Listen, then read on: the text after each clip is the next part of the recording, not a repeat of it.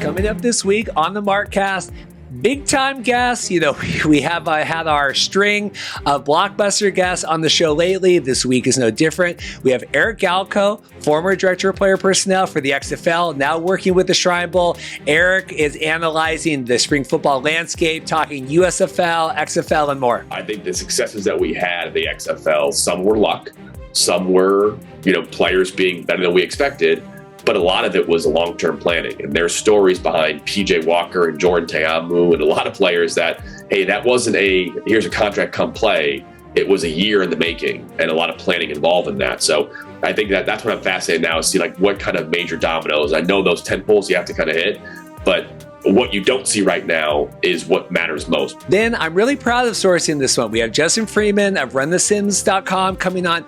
Justin does all sorts of fantasy, DFS stuff, kind of over my head, but Justin is a great kind of outside the perspective we normally get on the podcast, talking pros and cons of the USFL, things they can be doing to incentivize more people to gamble and play fantasy on the league. My sort of take on it, I have this sort of fantasy lens, is I want more information, and there is no Adam Schefter, there is no Ian Rappaport for this league who's going in and scooping all the news stories. We need somebody to tell us that, is there a quarterback controversy brewing in Michigan? That'd be super cool to write a story on. I'd read that story, and kind of helps you get engaged with things throughout the course of the week. And then longtime friend of the show, Paul Reeths, comes back on, USFL historian, talking, thoughts midway through the USFL season, things that could be improved, things we're liking, things we don't like. You had made the comment, go big or go home. And I think that applies to the way that they've dealt with the media. I think that they've chosen to stay home, unfortunately. I hope that strategy changes. And then we have the looming CFL labor strikes, guys, tenuous times right now. Things could change by the minute, keeping everyone up to date with all of that, but lots of USFL and XFL talk this week. Thanks.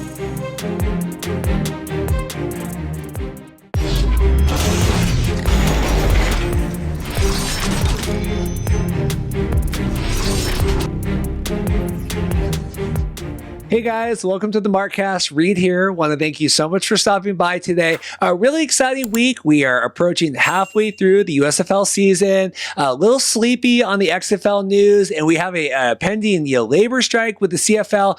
I'm going to get into it all today. A tremendous guest list as well, so I won't do too much prefacey stuff so we can get to all of the good content. Lots of USFL chatter today. We have a new friend of the show, Eric Galko, coming on, courtesy of friend of the show, Sam Swartzstein. I reached out to Sam. I said, I don't want to make you do my job for me, but if you had anyone that you thought would be a good guest to talk to you about stuff, I would certainly appreciate it. Sam, pass along a note to Eric. We got that all set up. Eric is great. He is the former director of player personnel for the XFL. Eric is the director of player personnel for the Shrine Bowl now. Really excited to have Eric on. Lots of USFL, talent, talking, rosters, scouting, talking USFL, talent level. Do they have the best talent? How is the XFL going to compete with that? How does Eric feel about the XFL timeline in terms of getting all their players figured out? All that stuff. Eric is great. Really appreciate it. We went long on his interview. Eric, busy guy. Really appreciate all of his time coming on. We have Justin Freeman coming on. Justin does RunTheSims.com. Big DFS guy. That's a little over my head. Lots of fantasy stuff. But the long story short is Justin very invested in the USFL season. Helps you with all of your fantasy stuff. Justin, I ran across him in an article posted by a friend of the show, Jeff Edelstein, who covers sports betting for various football leagues.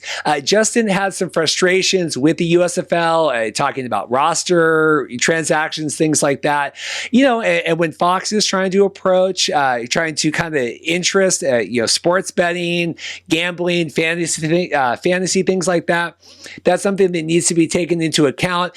So we bring Justin on. Justin, like I said, head into all of the analytics for the season in terms of player movement, kind of things like that. Really appreciate Justin's time talking maybe some things that Fox and the USFL could do to help kind of attract more sports betting, right? More gambling interest, more fantasy, right? We had ratings come out. I think the USFL is leveling off, which is good, right? That's great. Ratings are good. I think they ticked up another 12%, but we want to attract more people. We want to attract more casuals, more gambling, more fantasy. So Justin's great for that. And then we have a longtime friend of the show, USFL historian Paul Reeths. Really excited to get Paul's takes. We haven't talked with Paul since the USFL season kicked off.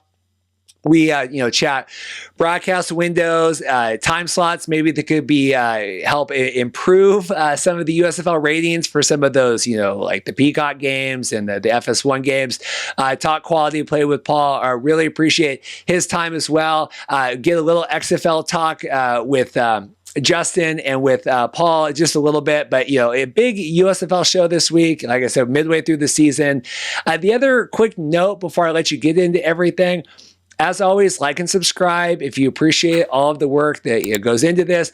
Big guest list next week. I got a couple DM responses this week from some guests that I reached out to. So it should be a really good show as well next week if you're into the USFL stuff. CFL news this week, it's a little odd. The players, they're meeting, the CFLPA is meeting with the CFL, trying to negotiate their CBA for the season that's set to expire, I believe, Saturday before training camps officially kick off on Sunday. The rookies for the CFL are obviously on training camps right now.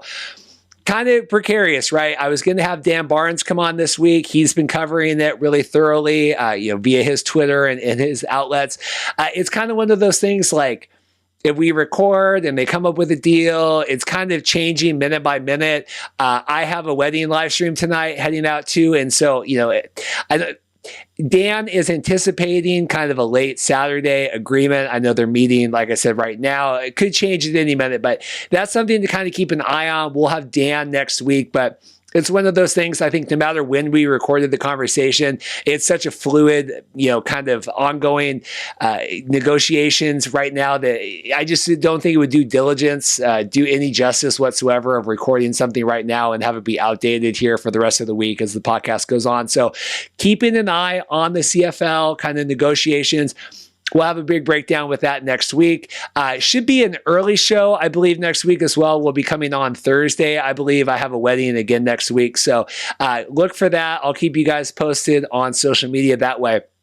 That's enough rambling for me. We're going to get to Eric, we're going to get to Justin, and we're going to get to Paul Reeths. If the CFL ends up striking and blowing up the world, you might get a future read update, but otherwise, lots of USFL and XFL talk this week, and we'll get you fixed with all your CFL content next week. Thanks for listening. Well, I am excited today. We have a blast from the past, fan favorite. I got a lot of excitement when I posted this. We have Eric Galko, former DPP of the XFL 2020, and now the Director of Player Personnel for the Shrine Bowl. How are you doing? I'm doing great. Excited to talk about some XFL, some spring football. It's been a while for me. Well, I'm excited because someone that's been involved in this stuff for a long time, player scouting and with the Shrine Bowl, I want to get, your sense, where are we at right now? How's everything looking? Kind of your thoughts on everything. I think this is a good check-in, but first off, what are you working on now, and talk us through where you're at in your current position? Yeah. Post XFL 2020, which was heartbreaking, which I know we'll get into. But I consulted again. I've been consulting for a long time in my career with professional teams, leagues, agents, etc. So did that, and the East West Shrine Bowl was an awesome opportunity. It's the longest standing college all-star game. It's for the Shriners Children's Hospital, so a great purpose and a great mission. If I do a good job, it promotes awareness and donations for a great charity, a great hospital, and that's a real benefit of the job I have now. Is it's a lot of, there's some similarities to my role in the XFL, a little more operations, which I like doing as well too, but same amount of talking NFL players and scouts and having the best players in the country come to the East West Shrine Bowl instead of the XFL now. So a lot of similarities, but thankful for the job I have. It's a lot of fun. I get to be competitive, and it's kind of a little some overlap for sure with my time in the XFL. Well, longtime listeners will know we made a donation to the Shriners Hospital. Cole Boozer came on the show back. It feels like a million years ago now. And I can't remember the wager we had, but we had some sort of bet and we made a donation to Shriners. So we have been long entrenched in that. And you guys had a big year this year, right? Vegas and the lead, all that. What was that like just before we get into all this spring football stuff? But it had to be a big accomplishment this year, right?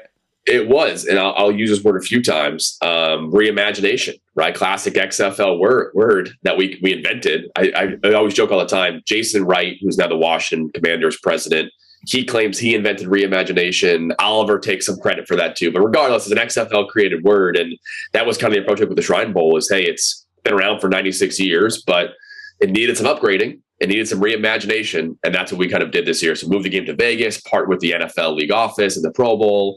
And things went well compared to past events. We had 60% more draft picks, right? The 50th overall pick. A lot of NFL scout feedback was great. Obviously, being in Vegas, never a bad thing for a sporting event, as we've seen. It's a pretty fun time, too. So things went well in the new role for sure. It was fun to kind of reimagine and rebuild something like we did the XFL. Awesome. Yeah, no, I think it's really exciting. Looking here at kind of everything here, we're, May 2022, right? XFL just announced another hire today. USFL kind of midseason. What is the biggest storyline for you kind of that you're tracking outside of your current position with all this crazy all football stuff? It's a good question. I think in terms of like this landscape, it's going to be, and obviously I'm biased because of my background, but a lot of the player personnel and not scouting, right? People always think that scouting is player personnel, or they're very similar. They're actually very different in the sense that player personnel is a lot more strategy based. And I think when there's two competing football leagues, and I lived this, and we lived this back at the XFL against the AAF at the time, was planning for not necessarily there was never an idea of like stealing players. It was like, hey, we want to follow the rules here, but there's going to have to be adjustment in strategy. So I'm curious now on, we'll see if the USFL finishes their year. They seem to be liking to do so, which is great to see for all those players and coaches, especially. And I think kind of what happens post USFL season, pre XFL year is going to be, I think, really interesting. And I would hope that people at the XFL now are not just thinking, but actually laying the groundwork for what that looks like, because the answer is not going to be necessarily showcases. And I think they know that, right? It's going to be a little bit more strategic and, player personnel in that strategy. I think the successes that we had at the XFL, some were luck, some were, players being better than we expected, but a lot of it was long-term planning. And there's stories behind PJ Walker and Jordan Teamu and a lot of players that, hey, that wasn't here's a contract, come play. It was a year in the making and a lot of planning involved in that. So I think that's what I'm fascinated now is see like what kind of major dominoes. I know those 10 poles you have to kind of hit, but what you don't see right now is what matters most, because it'll play a role in signing the next PJ Walker, Jordan Teamu with the XFL for sure. It's weird. I've been thinking all week trying to kind of like, what are we calling today's show, right? What is the theme, whatever. USFL is going here. Anthony Beck, I think, was on a radio show this week talking, okay, teams and cities are coming this summer, right? It's like what has been happening the last year and a half with new management and everything kind of leading into this year. We're talking Dallas now. Like, I don't know if we have this long runway that everyone felt like, the XFL, 2.0 had, right? This 2-year thing. I mean, you shake your head. What do you think? Yeah, it's a lot quicker than you realized. And again, it goes to the point that like at this point, from just a player personnel lens, there's a chance the XFL might be behind. And a good chance of that. And not because like, my friend Doug Whaley is doing anything wrong. It's just if you aren't hitting certain 10 poles, you fall behind pretty quickly. And what that leads to is not necessarily a bad product. It just leads to inefficiencies. And because you're dealing with a player pool that, unlike the NFL, where every college athlete playing football wants to play the NFL, and they'll do whatever it takes to do that. There are a lot of players who are out of the league that may say, I'm just going to hang around. Or I'm just going to wait for NFL tryout, or I'm going to the CFL because they've been around for 100 years, or I'm retiring, I'm going to go coach. And I think it's a bigger player pool, but it's also a much more wider range of outcomes. And that's where it's having 6 showcases they're going to have, right? Having 6 showcases, having a draft. It's not that easy. It takes a lot of nuanced discussions with agents and players. I tell the story all the time, and maybe I haven't told it yet publicly, but Jordan Teamu, the XFL, that started at, ironically, the East-West Shrine Bowl, which was January of 2019. And we met with Jordan Teamu's agent over burgers in St. Petersburg saying, hey, if the NFL doesn't work out, we want to have you at the XFL. And we believe in you so much that we want to give you a franchise quarterback contract. That started 9 months in advance before we signed him. And I think it's testament to good scouting, good process, but also That way, when Jordan wasn't in the NFL, it was a quick discussion. It wasn't overly recruiting. It wasn't a big negotiation. We were all on the same page. Same thing for PJ Walker the year prior, too. So it's one of these things that, like, getting the top-end talent, and in my opinion, that's one of the problems with the USFL product right now, is that I'm not sure there's a ton of top-end talent. And that's why even close games aren't getting huge ratings, because people want to see star plays, right? I go back to PJ Walker, but like his freaking sidearm throw for a touchdown, like that was awesome. That was over SportsCenter. And I haven't seen many USFL plays on SportsCenter, not trying to diminish their product, but that's the value of having star players, and star players take planning, strategy, and execution for sure.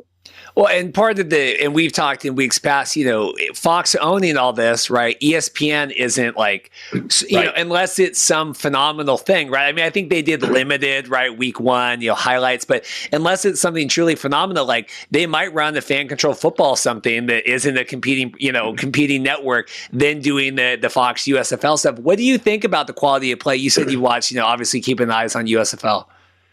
I think it's been fine. I think there's enough talent in the football world to have a good product, right? There's the product of quality play when players are paying to go, right? Which is a different kind of the spring league model, which that level is not great, but you can get by. I think the next level up is you're paying players. You'll get guys who played college football, right? And maybe at a high level, they'll want to even be paid a lesser amount, but be on national TV and have the opportunity to get that level. But there's this area, and I think people misunderstand it sometimes.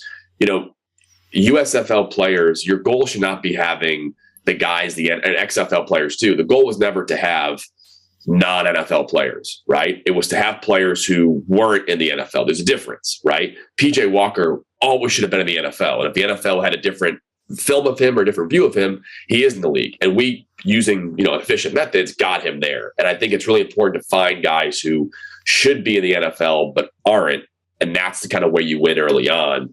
And I haven't watched enough USFL film, so I can't speak to the whole talent. But I know the first couple of weeks and just seeing the rosters, there weren't a lot of guys that, talking to NFL personnel or our own scouting process, were saying, "Wow, what a great get!" And I think they have talent for sure, and there's some guys I like quite a bit in that league. But you want to find those guys that are kind of above the NFL line that you kind of got as star players. We thought PJ Walker was a star, right? We were so happy to get him. We're like, this guy is an NFL backup at minimum. He's not a bad NFL player, right? You never want to be. And our philosophy was, I talked to Sam the other day, actually, Sam Schwartzstein, and our philosophy was like, we didn't want to be bad NFL.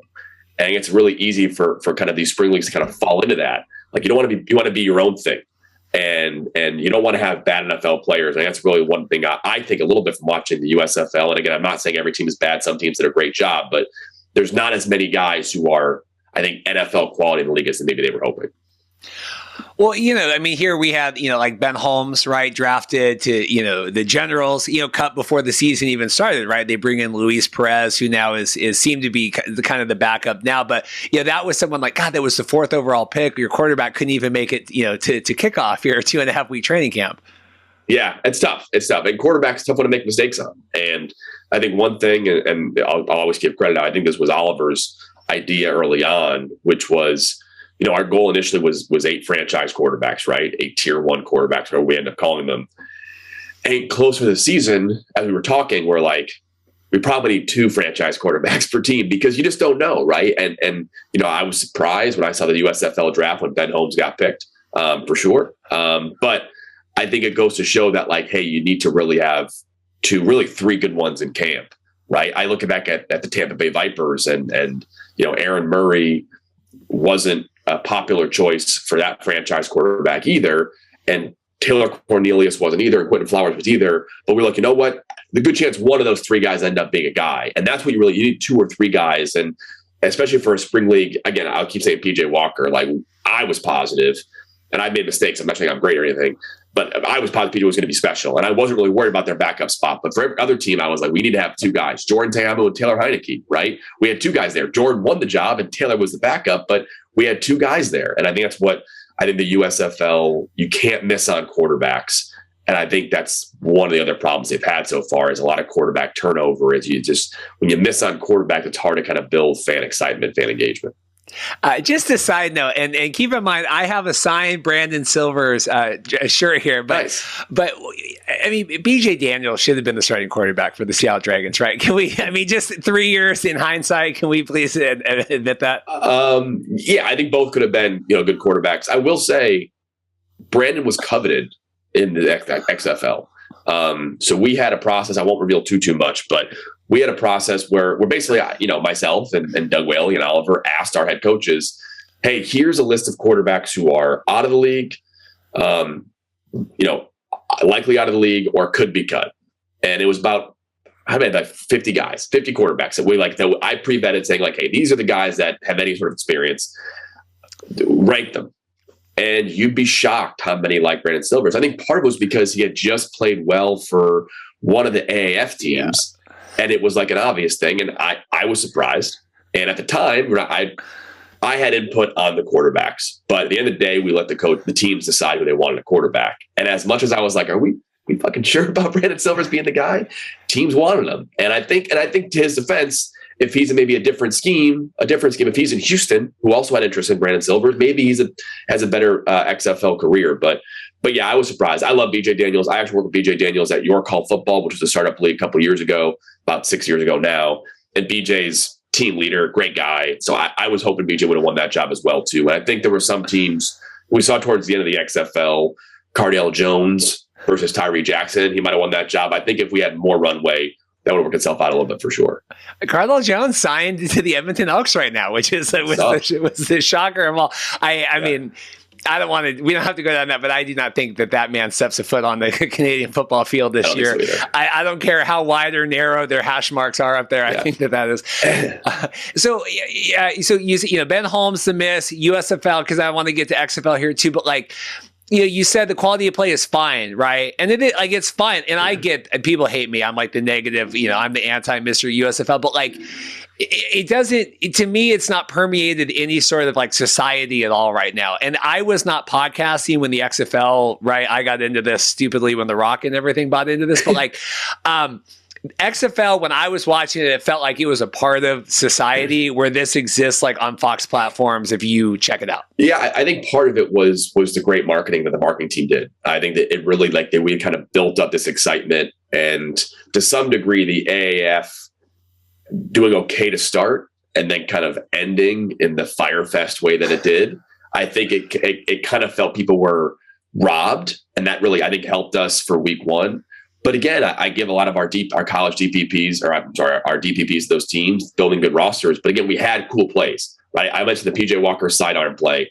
Like, you know what I'm talking about when I say that play, right? The play in the back of the end zone to Cam Phillips, and Cam Phillips having 3 touchdowns, either week one or whatever it was. Like, it created a star. And that was like, did you see the XFL play? And I have not talked to anybody, and I'm in this zeitgeist for sure of USFL. No one's ever told me you said USFL play. And again, maybe the XFL have that same problem. Maybe it's a spring football problem now. Maybe we're over it as a society. I'm not sure. But right now, the USFL is not grabbing the star player attention. And that I think it's probably a little bit mostly talent, but it could be Twitter, it could be TV broadcasts, it could be sports that are not showing it either. But that's what they're missing right now. It's close games are part of the excitement, but if people aren't watching the first minute of the game, they're not going to care about a close game later. That's the problem.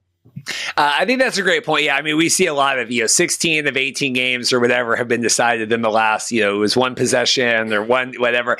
And like, yeah, but like you said, if you're not watching to the end of the game, you don't know that's there actually are a lot of D3 games like that too. There are a lot of D3 football games that are also pretty close as well. So people aren't watching those either. So that's interesting. So yeah, you exist in this world, right? You said USFL not really permeated. You're not having conversations like that. Does that surprise you, knowing that like Fox and everything, that is so much money and effort behind a little bit? I will say it seems like, and I a little bit of inside information here, but I think one of the goals of a spring league, right? We haven't had a spring league play year 2 since the UFL in mid 2000s. So there is a thought. I'm not saying it's a guarantee. A thought that momentum might be what does it, right? Hey, USFL plays a whole year. They crown a champion. Every player gets paid, right? And it's just like, okay, now we have year 2. That could be a real momentum where UFL makes, you know what? Let's just get through a year, not have terrible ratings, have a good production value. Then people know what to expect. Hey, I'm a Birmingham, I forget their team name now, but they have an identity with Stallions. Thank you. See, New Jersey Generals fan, right? And I think that's what I think they're hoping for and betting on, I think it's a good strategy. I think it's like, you know what, let's not try to kill ourselves here. Let hopefully have some star plays, but let's get through the year as well too. But I think it's concerning, because the question that you'd have as Fox is this worth it? Is this ever going to happen for us? And I think when they increase the costs of having a team in New Jersey, having a team in Michigan, is the fandom going to rise? We'll see. I'm not sure it will or not. So it's a lot of questions that if you're not having the momentum you want to have, is year two make sense? But I think the play at Fox is momentum, and I think it's a decent play. It's expensive play, but I think it's an expensive idea. Like, hey, let's do it. That's what I give the FCF a lot of credit. That I think the FCF has a real brand, and that matters. They know exactly who they are. They have some weaknesses for sure, but they know exactly who they are, and they're building identity, brand awareness, etc. And that's hard to find. I think the USFL is struggling there right now, in my opinion. Yeah, we have a love-hate relationship with FCF. We go back and forth with all that. I know Bailey's involved over there as well with social now, but interesting how they spin their analytics every week, right? I would say that is the biggest. You know, you are 2.5 million people are not watching the product. I think 2.5 million people see the product on the Twitch homepage and move off of it. But I just don't like that. Before we get off USFL, you know, a lot's been made. The 45-man or 38-man roster, 45 total with the practice squad. You know, first couple weeks it's fine. Now we're seeing, okay, we had punters being cut because they can't field goal kick, right? Brian Scott goes down injured, right? We only have one quarterback for a lot of teams. Like, thoughts on that, just of a 10-week season with a 38-man roster, and kind of how, like, even adding, I understand the tremendous cost, but like, God, making it 45 across the board. It's tough. I think one of the hard parts about scaling back is you need to be creative, in the sense that, hey, they don't have a team 9, for example, right? I think having a team 9 would solve a lot of these problems. Having another group of people who are there on the ready list, but it's really hard. And I'll tell you an XFL story, right? I would have a list.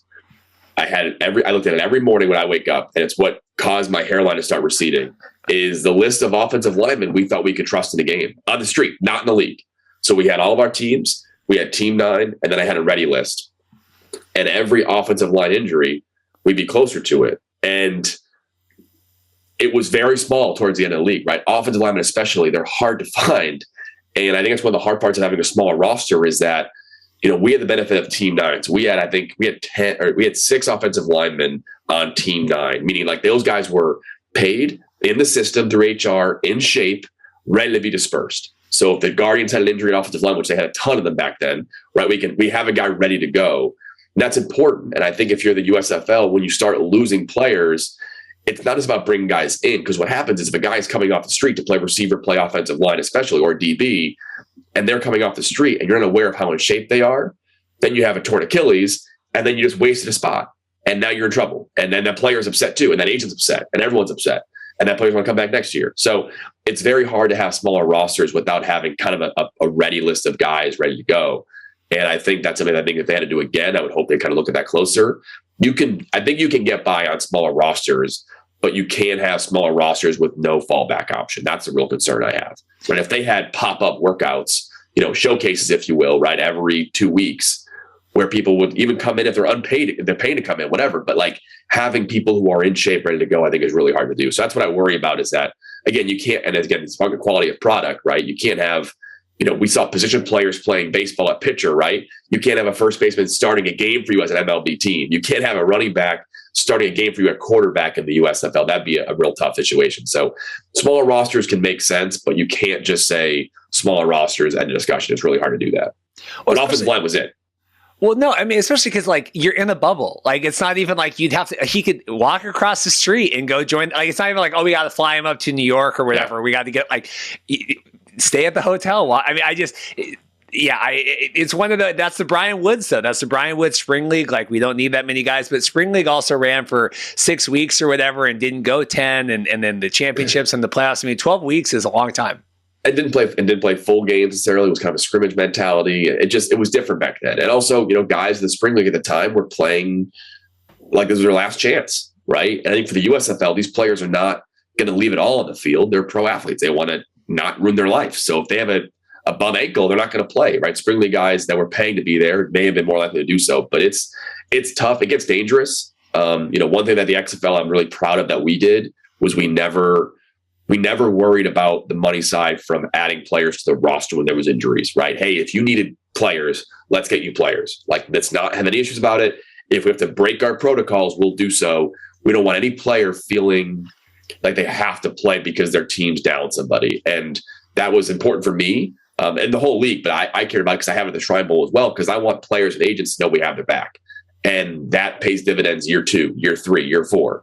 And I think if you do wrong by an agent or an agency, they may never send a player there. And that's when you start really losing momentum as a talent pool. So I think the USFL, I don't think they've done that, by the way, anything wrong by that. But when players see it, players are competitive. They see like, shit, we only got 3 linebackers. So like my ankle hurts, but like I'm going to play. And that's when you have a player of a catastrophic injury and you have coaches and personnel guys in the league office getting in trouble. So it's a slippery slope. Or you have a player say, I don't want to say I'm injured because then I'll be cut. And then there's no, cutting guys when they're hurt too is also what I know they've done a little bit USFL. I know the whole details, so I won't speak to it. But when you start cutting guys because they're hurt, that also is not a good thing, in my opinion. So how does the XFL now, they've been going out scouting, right? We see CJ everywhere. They're all at all the college stuff. We're doing the showcases. Like, how do they avoid this talent thing? You said maybe showcases isn't the end of it. I mean, what do you see? How do they prevent this? There's a couple ways they can look at it. For one, I think you have to plan for the USFL being around and all those players that sign having 2-year contracts. You have to plan for that. At the same time, I think it'd be naive to not be prepared for those players to get out of their deals, right? And you can't say we're not going to scout the USFL guys because they may be available, or USFL guys. I don't know what their offseason plan is, right? They may decide to scale up to 90 players in the offseason. That's what we had planned to do after the year. The XFL is put players under like futures deals, like the NFL has, and basically lock them up. USFL might do that, and that's where I got to go back to like the XFL can't just wait until June, July because. We'll see. One thing we learned, and I learned from the last XFL time around, is you also can't rely on NFL cuts, right? So one thing we did a year ago was 2 years ago now, is we said, hey, let's get all of our personnel guys in one area and let's hit the phone September 1st when the NFL makes their cuts. In hindsight, that was a bad. Now we had other meetings too, which was worthwhile, and it was good to have everybody together. But it was a mistake because a lot of those guys get cut from the NFL want to wait. They want to wait to see if the NFL calls them in a week or 2 weeks. They're exhausted from training camp. They want a couple of weeks to think about it. And you can't rely on NFL cuts. You can't rely on, the end of the NFL season. Those guys are signing futures deals. You can't rely on that either. We learned as well too. So a big way to prevent that, I think, is being really aggressive in the 2022 draft. The guys that just were undrafted or mini camp guys, or guys that the NFL may have missed.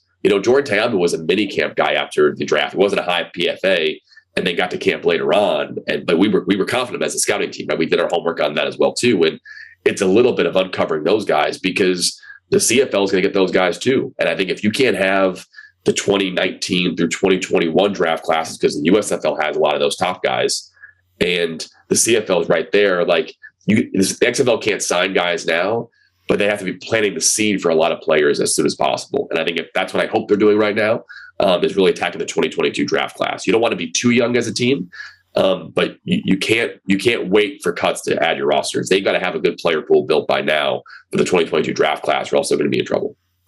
Their partnership, right, with the NFL Academy and all that. I mean, them working alongside, like, obviously, a good PR, right, all that. I mean, is that going to be bountiful, right? If you get the contract, you're in. Everyone that's involved in that, right, kind of gets into the XFL if they want. I don't know about the NFL Academy. I think no matter what I want to do with the XFL, I'll speak to what I did last time. And what I wanted to have last time in my role was I didn't want any player to be told to me that existed that we already have a report on or information on, right? I didn't want an agent to call me or even you to DM me. Do you know this player? I want to be like, either we know that player and he's already in our system and here's our information on him, or we know that player, he's not good enough, he's out, right? And I think if you're being fed players at that position of the XFL, that would be concerning if it was me. Because when you get a player from a referral who you don't already know about, you're scrambling for information and you're going to make a bad decision. So I would hope that the XFL right now is compiling and has a really robust database, because there's a lot of power if people refer you to a player, or an agent says, I've got a guy, and other spring leagues haven't done that, right? I've talked to agents who have told me, I told the USFL about a player and they said, tell me about him, right? And that's really scary if I was in charge, because I'm like, you know what? That agent's going to be biased, maybe not nefarious, but biased, and it's not a good process. So I think if you're the XFL, you've got to have an installed, robust 2022 database of players from the 2022 draft class ready to go, so that if the NFL Academy or whoever else refers players, you're not look like an idiot. You can't be the last to know, because you've got to be really, really efficient. And information is going to come in. I get information from the XFL colleges, agents, NFL scouts, and that information is hugely valuable, but you got to put it somewhere that already exists. And I think if the XFL doesn't have that right now, they'll be really behind. But my recommendation at a high level is to not gloss over and really spend time on every player that just graduated from college and not miss on any of those guys. Yeah, and like they announced, I think it was last week, they announced this partnership with Inside the League and FB Exchange. I don't know these acronyms and all this stuff. It seems like they're building those building blocks, right? I guess the question is May? Did we need to have this maybe in January? Is this right? We're ramping all this up. It just, I don't know. It feels like some of these things were things that needed to happen a year ago, but we didn't, because maybe we were talking. To partnerships are easy to get. The right partnerships, and especially integrating them in the right way, is where it really matters, right? So I know FBX is run by Dan Rambo. They do a great job. I'm not sure how what they do is going to fit in the XFL perfectly. It's easy to have partnerships, easy to have a lot of analytics and data. The real key, and NFL teams are figuring this out, is integration. That's the word, right? So if you're partnering with all these different companies, it's great, but are you integrating it properly? Because if you're not, then you're just actually wasting time having these partnerships if you're not, right? So I can't speak to how those partnerships are going. I'm not intimately involved, but if they're going to use a partner or a platform, you have to integrate them as soon as possible. And it's really hard to do that in decision-making process, right? Doug Whaley, I know, he's a VP of player personnel. He, came from the NFL as a GM of the Bills. And our first conversations in November of 2018 was about, and I give so much credit to him because he's done things in the Pittsburgh Steelers way for a long time. He was like, we've got to integrate. We've got to be creative here. So Doug, I give Doug so much credit as someone who's done it the old-fashioned way for so long and wants to really integrate all the new data analytics. He's been to Sloan Conference. He's been across the analytics gauntlet the last couple of months, Doug, talking to him and catching up with him. So, but I think the key is, I'll tell you, as an XFL league, everyone wants to partner with you. Every single company in the football world wants to partner with the XFL. It's The Rock. It's everything, right? But partnerships are easy to get. Integration is what's hard. And I think it's going to be hard to integrate all these partners unless they have a plan in place. Again, you have to have your own infrastructure to take on partners. You can't rely on different partners to give you what you need. You have to have your own process first and foremost. Doug Whaley could be the GM of the Steelers here, right? By the time this airs, that could be moving on from that. I can't remember when we started recording, so we'll get off here soon because I promised you half an hour. But this, like you said, with the analytics and stuff, that's kind of what I feel with the CFL right now. Not that you need to speak too much of that, but Genius Sports, right? We got Genius Sports, we got all these analytics. I'm but if you guys you don't know what to do with it, it doesn't. You can have all these partnerships in the world, right? But like you said, it's easy to bring in people. It's incorporating that stuff. It's hard. It's hard to do so. It's and again, we had Sam Schwartzstein was in charge of all the partnerships and data from the last time around the XFL, and he'll even say too that we needed another year to figure this stuff out. It takes a lot of time too. So I would say for fans of these spring leagues in general and follow this stuff closely, don't get overexcited by a partnership. I think it's more about hey, what are they going to do? What are they going to actually add besides what the Pete press release says before it's worthwhile? But Inside the League does a good job. I know what they do. Football Exchange, Dan Rambo, know what they do as well too. So it's nothing against them, but it's easy to find partners, right? I can email the XFL, hey, here's 25 more vendors who would love to partner with you who are good at what they do. That part's easy, but finding a way to integrate them is really, really important. So kind of wrapping the conversation here, moving forward with the XFL, right? We're getting there, right? It just feels like, I don't know. It feels like we were promised this year-long kind of run. Okay, well, they've got 2 years now. We're getting a year behind the scenes shows and all this kind of stuff. Here we are, May. We're maybe getting cities and teams this summer. Even with the XFL before, we knew cities. We didn't know the team names, right? At least we know so little right now. It gets a little frustrating. Yeah, and I can't speak to how much is secrecy on purpose versus unsurety. So I can't speak to that, and I think it's a fair question to ask. But I think just from the football side of things, football operations, player personnel, you don't necessarily need teams or need a lot of stuff in place. But again, you have to have that base. And right now, if it was me right now, if the XFL said, hey, what would you do right now, player personnel wise? It's and even football operations wise, it's planned for every outcome right now and over stress things that won't matter, right? Knowing me, I would have those 50 quarterbacks that we need to have for next year's XFL class and the top 250 offensive linemen at my desk with their agents, calling those agents one by one. Hey, is he alive? How's he doing? Does he want to play football still? Because you can't wait until, the XFL draft was fun and stressful, but fun because we were prepared. And when you're not prepared, like some other spring leagues have had, the AAF wasn't all that prepared perfectly. The USFL was kind of a lot as well too, right? It starts things off on the wrong foot. And players nowadays, especially if you see the unionization possible of USFL players, you can't fuck around, right? You can't really mess around on players. You can't be late. You can't be incorrect. You can't have all your facts misplaced. So I think players are more sophisticated. I'm happy to see it. I've talked to some players that have been part of unions or unionizing things, and I think it's great. And I think it's important that these leagues recognize that we can't be fly by night like I think the UFL kind of was way back when, or even lesser the spring league has been. Nothing against the spring league, but that quality of player interaction is not going to work in today's world with NIL, with unionization. I think all these leagues have to be really, really buttoned up on what they're doing, and you can't be late and do that correctly. Yeah, no, we had Kenneth Farrow on last week talking all about them and working with the steelworkers. I mean, it's needed because the contracts leak and they're paying for hotels, or what are they doing? It's you get the AAF, everyone gets cut, sent home. XFL too, it's hard. Yeah. It's the hard in the spring. Contracts are tough, man, and the USFL wasn't transparent with their contracts, and they don't have to be. We weren't as much. But I was very sensitive at the XFL round because, there were some quarterbacks, PJ Walker was not the highest paid XFL quarterback. He was the best quarterback, and I thought he was. And coming into the league when we signed him, right? But he wasn't the highest paid. But what PJ was getting paid, I think we all felt good about it, right? If his agent, whoever else, found out what the salaries were in that moment, be like, that's okay. And it's really important to build the right way, right? We didn't want to get a good deal on somebody, right? Especially for a league like this where agents and players are your partners. You want to make sure that you don't have to be transparent, but if you are transparent, you don't look like an idiot or a terrible negotiator. And I think the USFL made some mistakes there, misled some people, high level agent wise and contract wise. That wasn't a strategy I recommend either. But with unionization, that's going to become more transparent, and I think it's good. But I also think it's going to make all these leagues, all spring leagues, have to be more organized. You cannot get a good deal. You can't whatever else. You've got to be a lot more big picture. Hey, we have this budget spent on quarterbacks. We should plan to spend these things generally the same and not trying to get a good deal or rob somebody else here too. So I think with unionization, you're going to need a lot more organization and being prepared for every outcome, which I think is really important. The XFL, I joke all the time, I manage the player budget, and I want to make sure players at quarterback are getting paid a lot of the same thing.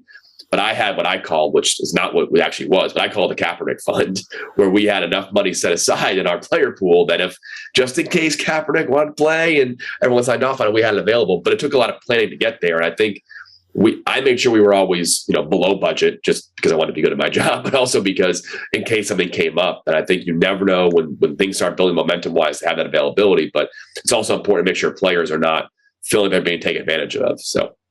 I have one last question, but before that, who is the highest paid quarterback in the XFL? I don't want to say that, but I would say our highest paid quarterback was not our best quarterback, and that was okay. I think there was some strategic reasons why, but it was a quarter. I don't want to say. That's okay. Was it Brandon Silvers? Blink twice. There you go. Final question, because we could talk all day. This has been, I'm sure everyone is loving all this stuff. You talked about the USFL, not all NFL ready talent, right? Quarterback issues. Now we're talking scouting for the XFL. I mean, do you think that there's, 16 plus 8, whatever, in fan control football, like ready quarterbacks to play? I mean, is there enough talent to supplement to bolster XFL and USFL if they both are here next year? I don't think so. I don't. And I think it's a really worrisome thing. I think you have to, if I was recommending, the XFL has to be really creative on their offensive staffs, right? For example, Jordan Teamu was a star in the XFL and he's been struggling in the USFL. I think the large reason is because the offensive staff in St. Louis Battlehawks was outstanding. And I think you have to kind of have coaches who are ready to be adapt. I hope the XFL doesn't have the same mistake the USFL had, and we had the first time around too, but you've got to have mobile quarterbacks. You just have to. The offensive lines are not as good as you want them to be. Players are going to break down. Also, the highlight plays in the ESPN are the ones when the quarterback's rolling out to his right. Every Pat Mahomes great throw almost is when he's rolling out, right? So get athletic quarterbacks is really important too, and have enough guys that can do that. But one the CFL has figured out, and they've done a good job, especially over these spring leagues, is I think a lot of CFL teams know their identity and they know, hey, this quarterback works for us. Not every team's great at it, but they do a good job of that. And I think that's why we wanted to lean towards on our coaching staffs and picking the quarterbacks. But sometimes coaches are bad at scouting. So it's a delicate balance to find the guys that fit the scheme and the coaches want, as well as getting the best talent available. So it's tough. And I think there's not enough quarterbacks to answer your question. And I don't know what that means. Does that mean that the USFL and the XFL will have half their teams suck? Quite possibly. Could there be a huge bidding war? Yeah, I'm not sure the league can afford it, but it could be a huge bidding war as well too. But again, I go back to the idea that if I'm the XFL, 8 of my quarterbacks are guys that are in the 2022 draft class because they're yours to get. Don't let those guys go away. And the other 8 you'll have to find from NFL cuts or available to street or one play the USFL too. But no, there's not enough. And more importantly, there's not 16, maybe not even 20 good quarterbacks not in the NFL that you can get. Our concerning thing is there's definitely not 40 offensive linemen for both leagues, good offensive linemen, but 40, not even one league's worth of offensive linemen are out there unless you develop them yourself. So offensive line and quarterback is something I'd be losing sleep if I was my buddy Doug Whaley. I'd be losing sleep right now over quarterbacks and offensive line, which I'm sure Doug is, knowing how good he is at his job. Well, Eric, this has been great. I'm so glad we could connect. Sam and you and I'm reliving XFL 2020 through all these, all this stuff now that I lived through watching as a fan. I really appreciate it. And obviously with the Shrine Bowl and everything else you're doing now, it's very exciting. I appreciate it, man, too. And yeah, I'm excited that, the Shrine Bowl piece has been fun. And the Jordan Teamu story, I appreciate because we talked with his agent, Kenny Zuckerman, at the Shrine Bowl at the XFL in 2019.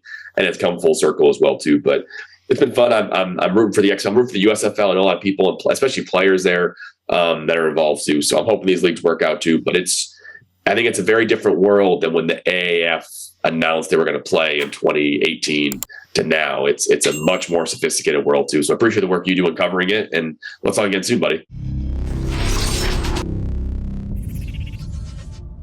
Well, I'm exceptionally thrilled today, just to find someone new to talk USFL football about, but we have Justin Freeman here with Run the Sims, and I stumbled upon this. I'll kind of talk through the story about how we came in contact with each other, but first off, how are you, and tell us a little bit about kind of where you fit into this crazy alt football world.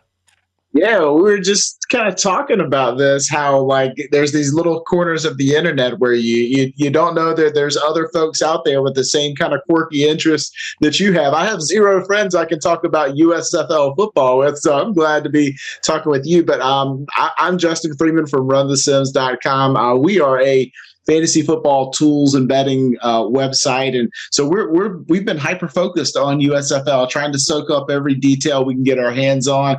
Been watching all the games. It's been a lot of fun. I'm always interested in more football. More football is better than less football every single time, right? So I'm all about it, and it's nice to kind of meet folks like yourself who are also all about it. And I kind of come at it through this fantasy lens. I'm big into we create tools to help you at DraftKings, and obviously DraftKings has carried a lot of viewership, I think, for the league, and a lot of folks are watching just for their betting takes or just for their DFS takes. So we come at it from that angle and try to help people be successful. Well, I'm thrilled because, like I said, there's not a lot of people forget, when we're producing this podcast, like, especially when the USFL is sometimes less than helpful with, finding people to talk to. It's really hard to find new, smart people that are like educated, that actually watch the games, that are qualified to talk about this. So I had come across Jeff Edelstein. Or Edelstein, I always say it wrong, has been on the show. He covers sports betting and all of that. And Jeff had an article out talking about the USFL needs to immediately embrace sports bettors and DFS players. And that got me kind of thinking, you were on there, Jeff was on there, obviously writing about this. And this is a whole nother world where we've been, told for months, right? Attendance doesn't matter. It's all about TV viewership. Fox is viewing this as a TV platform that they're going to parlay, for lack of whatever that make the joke. Pun intended. Yeah, pun intended. But, that they're going to utilize sports betting and, Fox bets and all this stuff. And here I see you quoted in this article a tweet saying like, USFL is doing nothing to even provide you guys with the info that you need. So how have you viewed the season, I guess, so far? Here we are approaching week 5, which is crazy to think about. Yes, I definitely came into the season super, super eager. Like I was a huge fan of XFL 2020 edition. I had a lot of fun. That was a really fun sweat DFS wise. I love the way there was 2 Saturday games, 2 Sunday games. Like as a fantasy player, that's almost ideal. It gives you a little bit of time to reevaluate your lineups between times. And I think overall, like the USFL has been maybe just a little flatter. And I think, while I know it's a made-for-TV product, obviously the lack of fans in the stands is a little distracting for a newcomer who turns on the channel for the first time. Is like, wait, there's like a COVID outbreak? What's going on here? It kind of reminds you of those NBA games we're getting in empty stadiums there for a while. But so it's a little strange of an experience. That said, they've done a lot of things really well. But my sort of take on it, I have this sort of fantasy lens, is I want more information.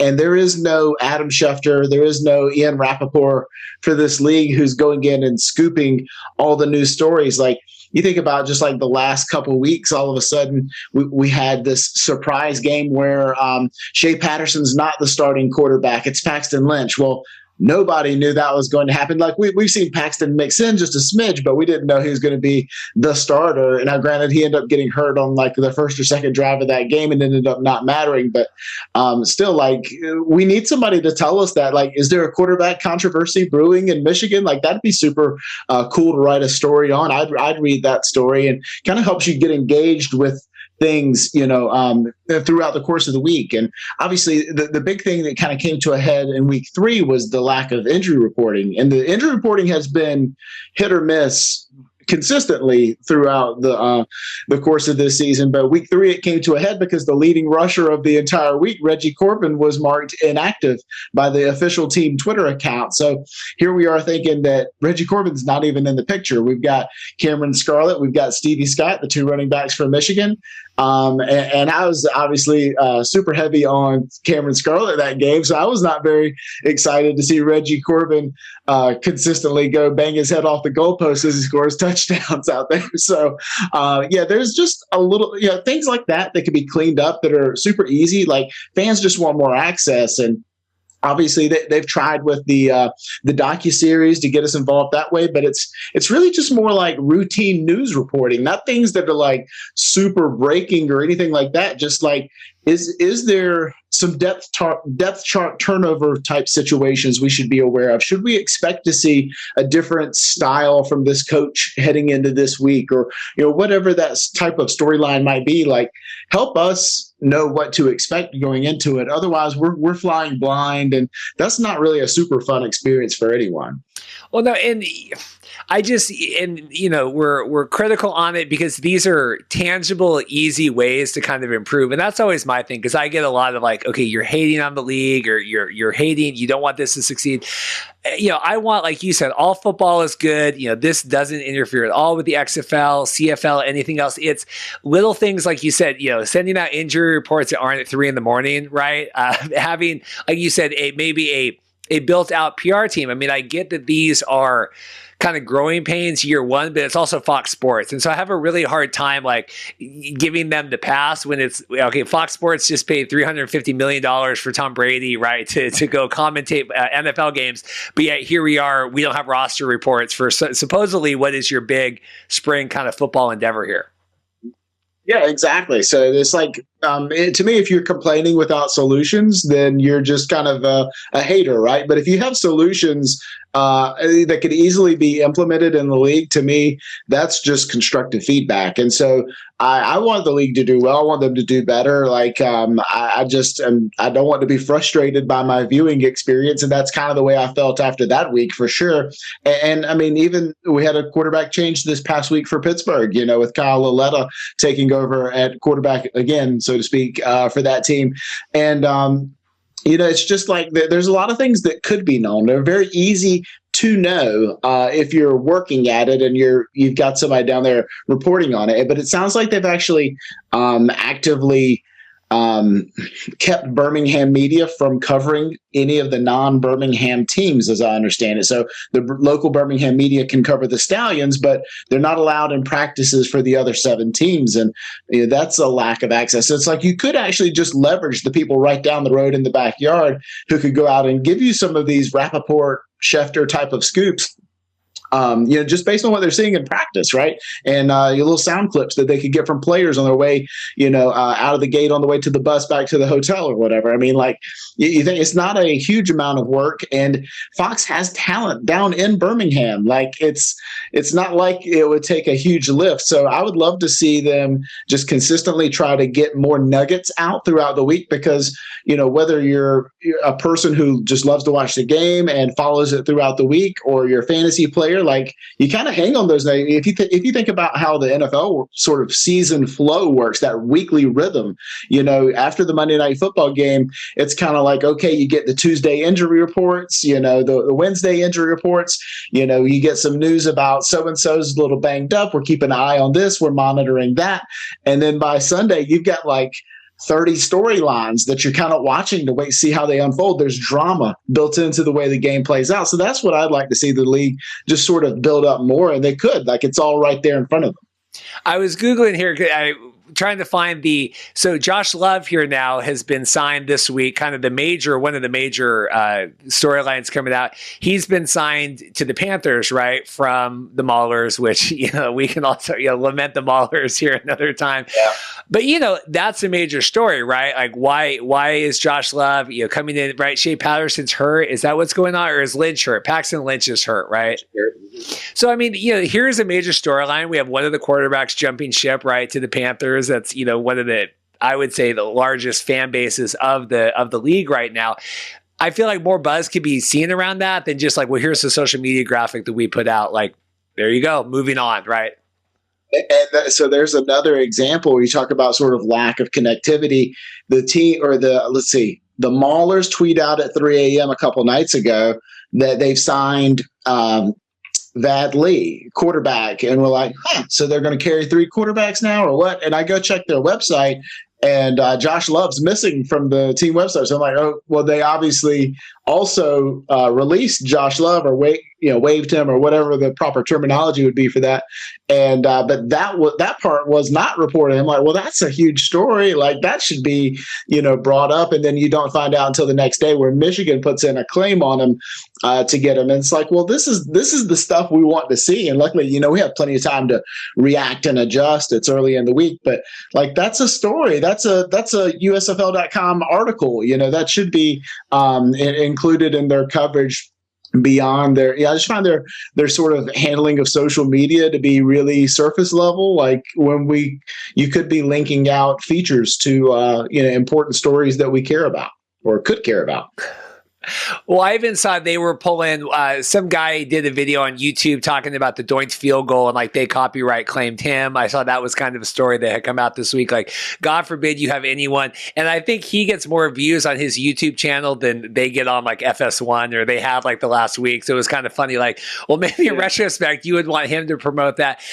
It's a weird, I know in the article too that Jeff had, and you were quoted, and other kind of fantasy and sports betting experts, like, It is a weird surface level approach to the social media. And I get, again, this is all like grassroots, bare bones, but like even Fan Control Football. And I don't know if they have 2 or 3 different people running that social media. I mean, I know it's not 8 people for 8 teams, but they're able to give all their teams personalities, even if it's just a couple of tweets a day, making it feel like, okay, I'm invested in this, this franchise versus a different one. Yeah, exactly. I mean, you think about sort of what it takes to make that happen. They obviously have sort of this tweet by volume approach, and they really crank them out, and they're going to hit every team account a couple times a day. And I mean, I'm pretty sure it's a consolidated group of people, or even just maybe one person who's in there logging in and out between the team accounts and getting them out. And you can just sort of tell by the rhythm in which they come out if you've got the notifications turned on like I do. So yeah, but it's like, where's the substance? I'd like to see something a little bit deeper. And I know you can only get so much out in 280 characters, but linking to features and things like that, I think would be super helpful. It just feels like you said, they let the Fox people cover Birmingham, right? Not able to cover the other. It just feels like they exist in their own bubble sometimes, right? Like I see no USFL, like I said, stumbling upon you now, right? A couple of the other guys I'm going to have on the podcast here in a couple of weeks, but it's a small circle. It's really weird that this exists. Like our viewership, podcast viewership was down last week just because I think that it's kind of anemic right now. It just doesn't feel like it's a hot product, right? We had the late Friday game. We had the Saturday game on Peacock. I mean, you guys cover this. I saw your YouTube videos and stuff. I mean, is viewership good for this? Do you feel like it's good traction for the USFL? No, not really. I wish it was a little bit better, honestly. I love it though. So like, it's no complaints from my end, and I enjoy doing it. And, I find it to be a fun DFS sport for me personally, because I get to go in and get an information edge on my opponents. And that's not something that's as easy to do in the NFL, where everyone has access to really great information. But, if you're willing to go out there and grind the tweets and, look through read between the lines on what the coaches are saying, you can really, get yourself some edges in playing USFL DFS. But the interest level's been really low. We've got a good Discord of folks, talking about it from the fantasy angle and stuff. But it's kind of the crazies, the sickos that are left here. There's not a large mass appeal. The people who I've tried to reach out to, who are not what I'd consider USFL native. They have no real interest in watching it. They do get turned off the first time they turn the game on, and there is something to that. And I would like to see that improved. Obviously, there's only so much. I'm sure the league would probably consider letting people in for free if they could get away with it at this point. But I think they've got some deals in place with the city of Birmingham to use the protective stadium. So probably not on the table. But overall, it's just it seems to lack a little sizzle that the XFL have, some sort of magic in the bottle. And I can't really explain what that is, but it does feel different having been a part of both of those.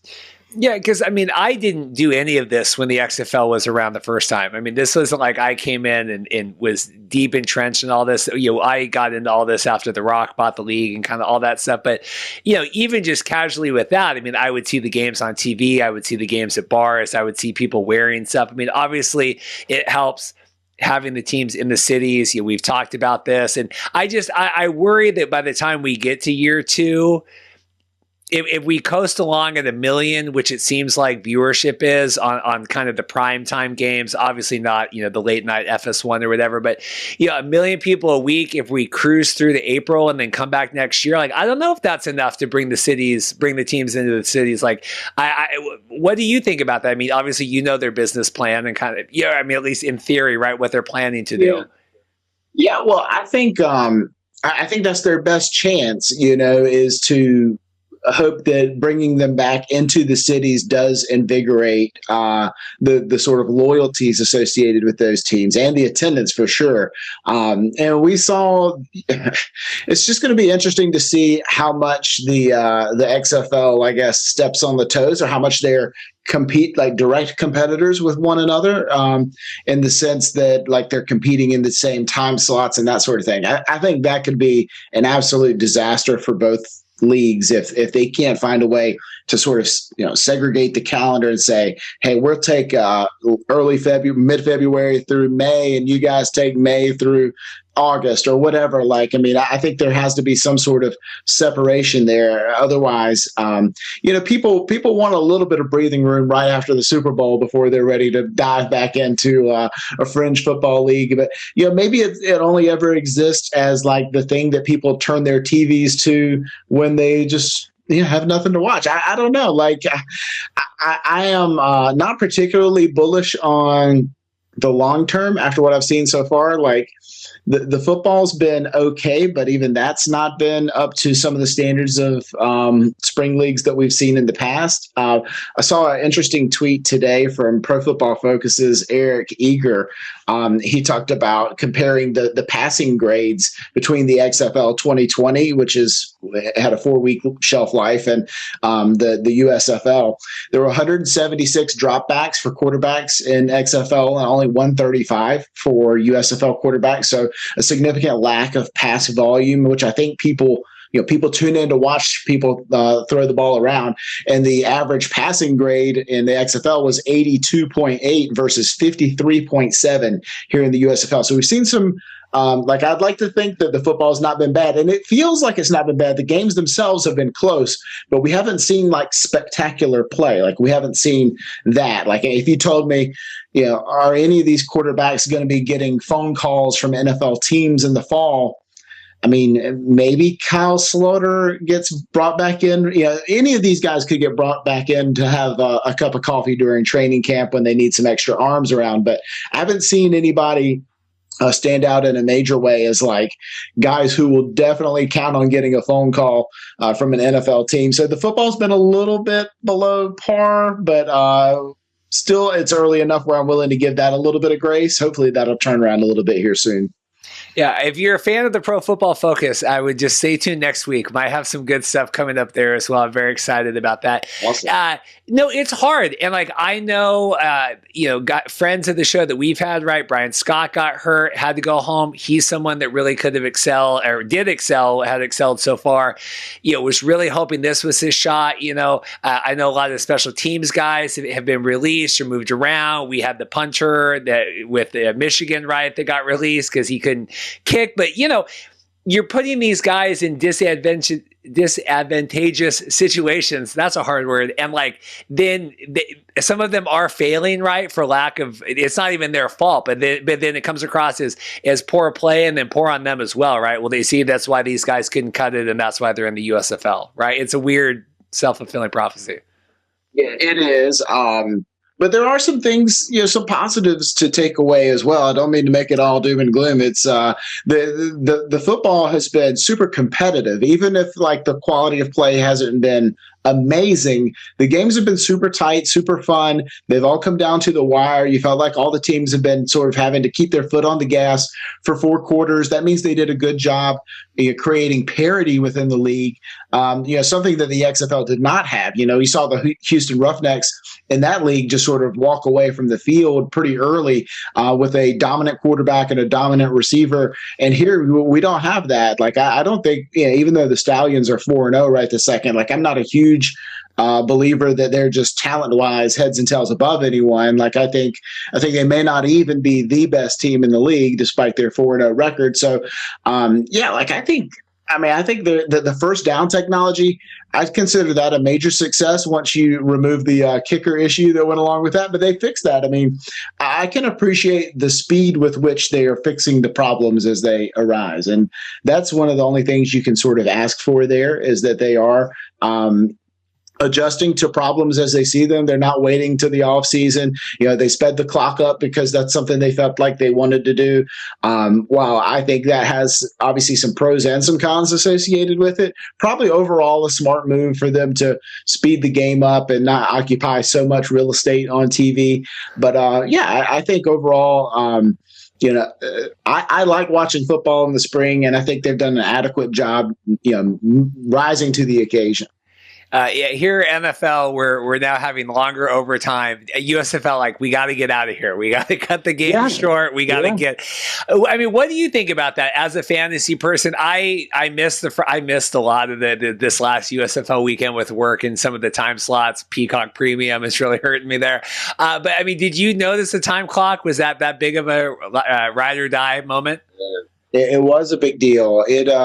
I want to say it took away about 8 plays per team per game, which is about a drive's worth. And so it definitely decreased your fantasy scoring expectations across the table. It's not as good for us as fantasy players, where you like to see enough volume across the board for your good plays to sort of rise to the top.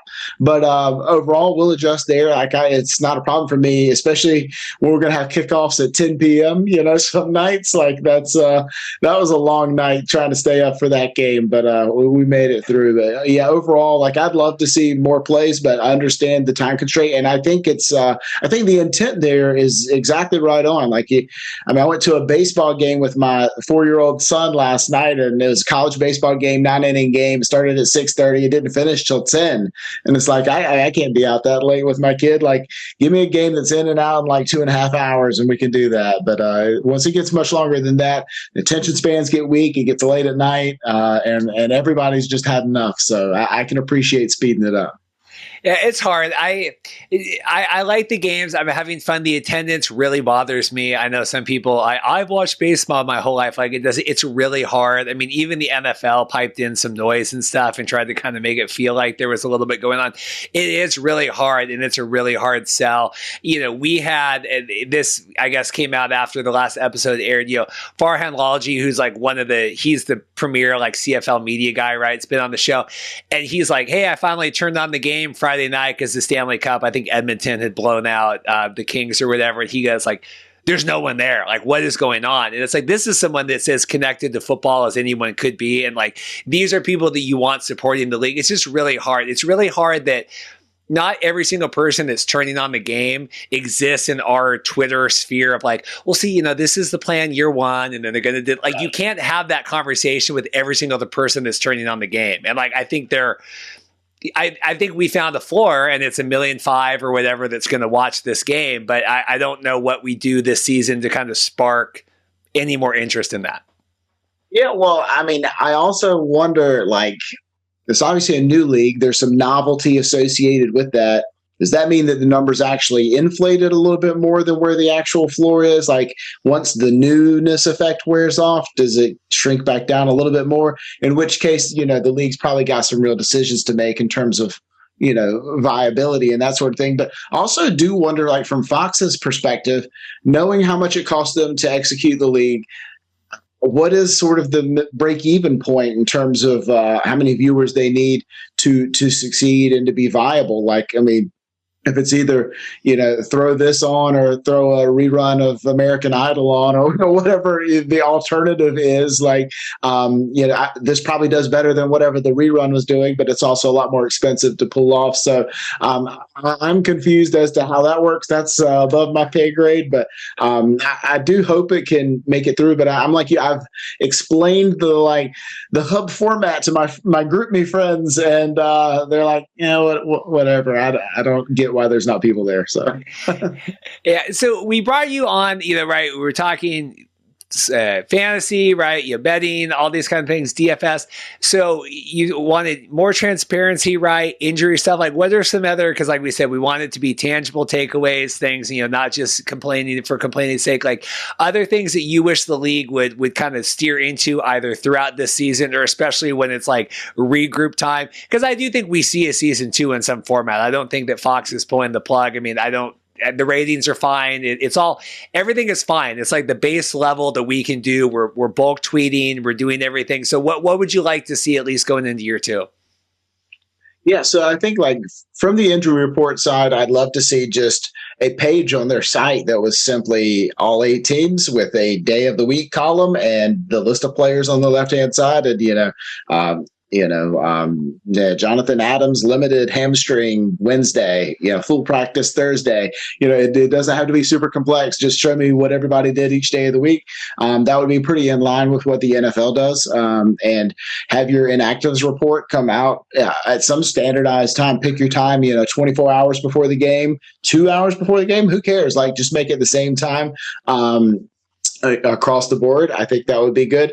I'd also like, one of my recommendations, and this wouldn't be a this season fix, but it'd be a off season fix, would be go ahead and expand the number of players on the roster. I think you're seeing some real problems develop by the fact that rosters are so thin. We went into the Michigan game last week with literally one quarterback active. I mean, what happens if Shea Patterson twists his ankle in the first quarter, the way Paxton Lynch did the week before, and you have nobody left? I mean, who wants to watch 3.5 quarters of some wide receiver running Wildcat offense or whatever? That's not fun for anyone. And it doesn't have to exist that way. You can just add 5 more players to the roster, 10 more players, whatever the number ends up being. I mean, I think NFL rosters are prohibitively thin, but they're probably right in the sweet spot of where you want to be, financially speaking. So, yeah, I'd like to see that. I'd like to see. Let's see. So the injury reporting, the player depth, I think those are the 2 big ones. But then also it's the features. It's the in-week features, the in-week storytelling of what's going on around the league. Not just and I love watching the United by Football show. Like, I think it's great, and I tune in every week to watch that and see who's eating ribs with who, and what's going on, what stories are we telling. But also give me the nuggets from practice. Like in the NFL, what's great is you've got half a dozen beat writers covering any one particular team. And so every time the Tampa Bay Buccaneers practice, you could have a Twitter feed full of nuggets, hey, did not see Giovanni Bernard in pregame warmups or did not see Giovanni Bernard in the open portion of practice, or whatever that might look like, or, saw the backup quarterback practicing with the first team offense. Things like that would be really cool, just to add flavor throughout the course of the week. And so I think that's what I'm looking for, is more like finding your rhythm on a weekly level and what that looks like. How are you engaging with fans beyond just telling them, hey, show up on Sunday at 1:00 or whatever the time is, to watch the game? Like, give me a reason to want to tune in. Give me some storylines to hang on.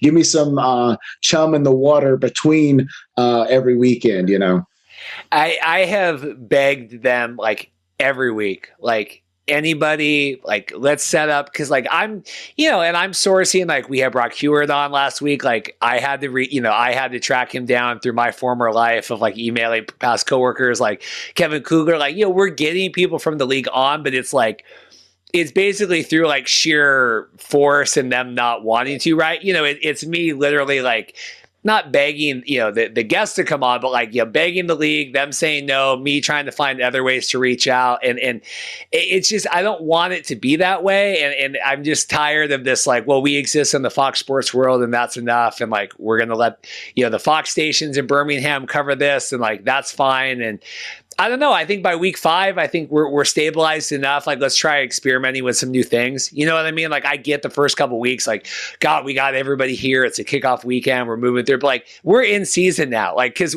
my fear is like, when this goes away, we have a championship game, like, this disappears for 9 months and then comes back again. Like, I don't know what a USFL offseason looks like. Yeah, for sure. And I mean, I do wonder, what type of turnover they have personnel-wise among the players and coaches.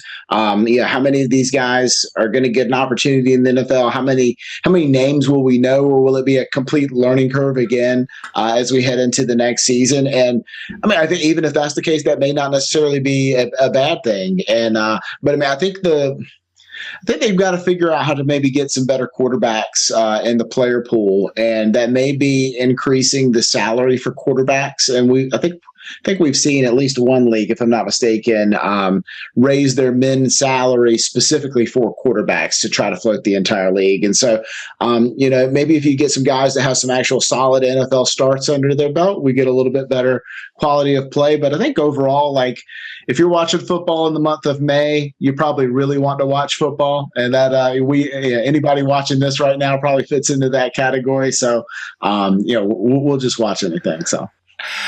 We're going over here on time. I apologize. A couple quick last things I want to make sure we hit on. The quarterback play, like you said, Ben Holmes, right? Got one of the first picks, got cut, right? Now we have Brian Scott go down, right? Paxton Lynch is down. He was kind of questionable as is. I mean, like you said, we're really running short here. XFL comes back next year. Like, I don't know. Are there, 8 quarterbacks plus backups for both of these leagues plus fan control football? I don't know if that exists in your world, right? But they take some of the quarterbacks as well. Like, are there, whatever the math is there, 32 quality or 40, whatever the math is, quality quarterbacks that are going to come in and ride this? I just don't know.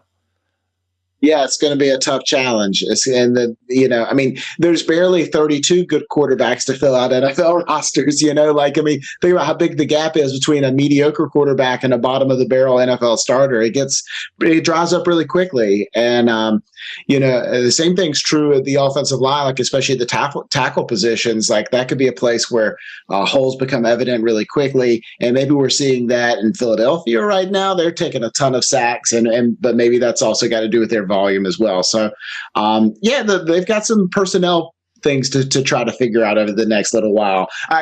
In many ways, like, I'm excited to see the XFL show up as well, but I'm also a little worried that the timing is not fantastic for anyone involved for the XFL to be coming exactly 1 year after the USFL. Like, it would be great to see the USFL grow its own legs, and operate as a freestanding league without having to worry about another competing property breathing down its neck. But hey, that's the hand they're dealt. We'll see how they rise to the occasion. Well, I think that's good. I think we'll leave it here. I really appreciate your time. I would welcome you back on at any time, just because having smart people, like I said, that can talk about the USFL are few and far between sometimes. So I really appreciate it. Justin Freeman with Run the Sims, and for all your DFS stuff, you guys have. This is way over my pay grade. I don't understand any of the fantasy, but lots of great tutorials and tools and everything. I've spent time going through your site. I just don't quite understand all of it. Yeah, absolutely. If you play USFL, DraftKings, DFS, we're the place for you. We can help you build a bunch of lineups really quickly, and the type of lineups that you would need to succeed and hopefully win a tournament. And they, we get $20,000 up top to the winner of this week's tournament. So come check us out. Go to runthesims.com. Appreciate you having me on, Reed. Yeah, when we came to my fantasy, I just drafted guys that, like, I knew they had been on the show. I'm like, that's good. They've got to be. And it turned out well until Brian Scott got hurt, and then everything went to crap. So I had to take a case. I had to go with Philadelphia. That's my team. But they're releasing all of the players from my team now, so I'm very sad about that. So tough break. Justin, thank you so much, and we'll see you next time. Appreciate it, buddy.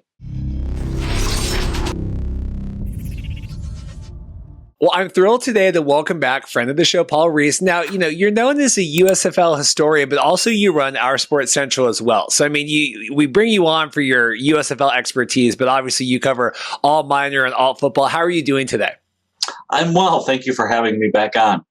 I appreciate it. So, we talked, had you on last, the kind of the USFL lawsuit, they're in mediation right now. It sounds like they'll probably settle at some point, but we haven't talked with you since USFL kind of kicked off. So I wanted to bring you on, kind of get your thoughts. We're heading into week 5, right? What are your thoughts so far of the USFL season? It's been interesting. I think some of the concerns that we had to begin with have borne out, particularly the lack of attendance for 3 out of the 4 weekend games. I understand, this is a television show and that's not an insult to the league. It's owned by Fox. Obviously, they're doing it as a television property.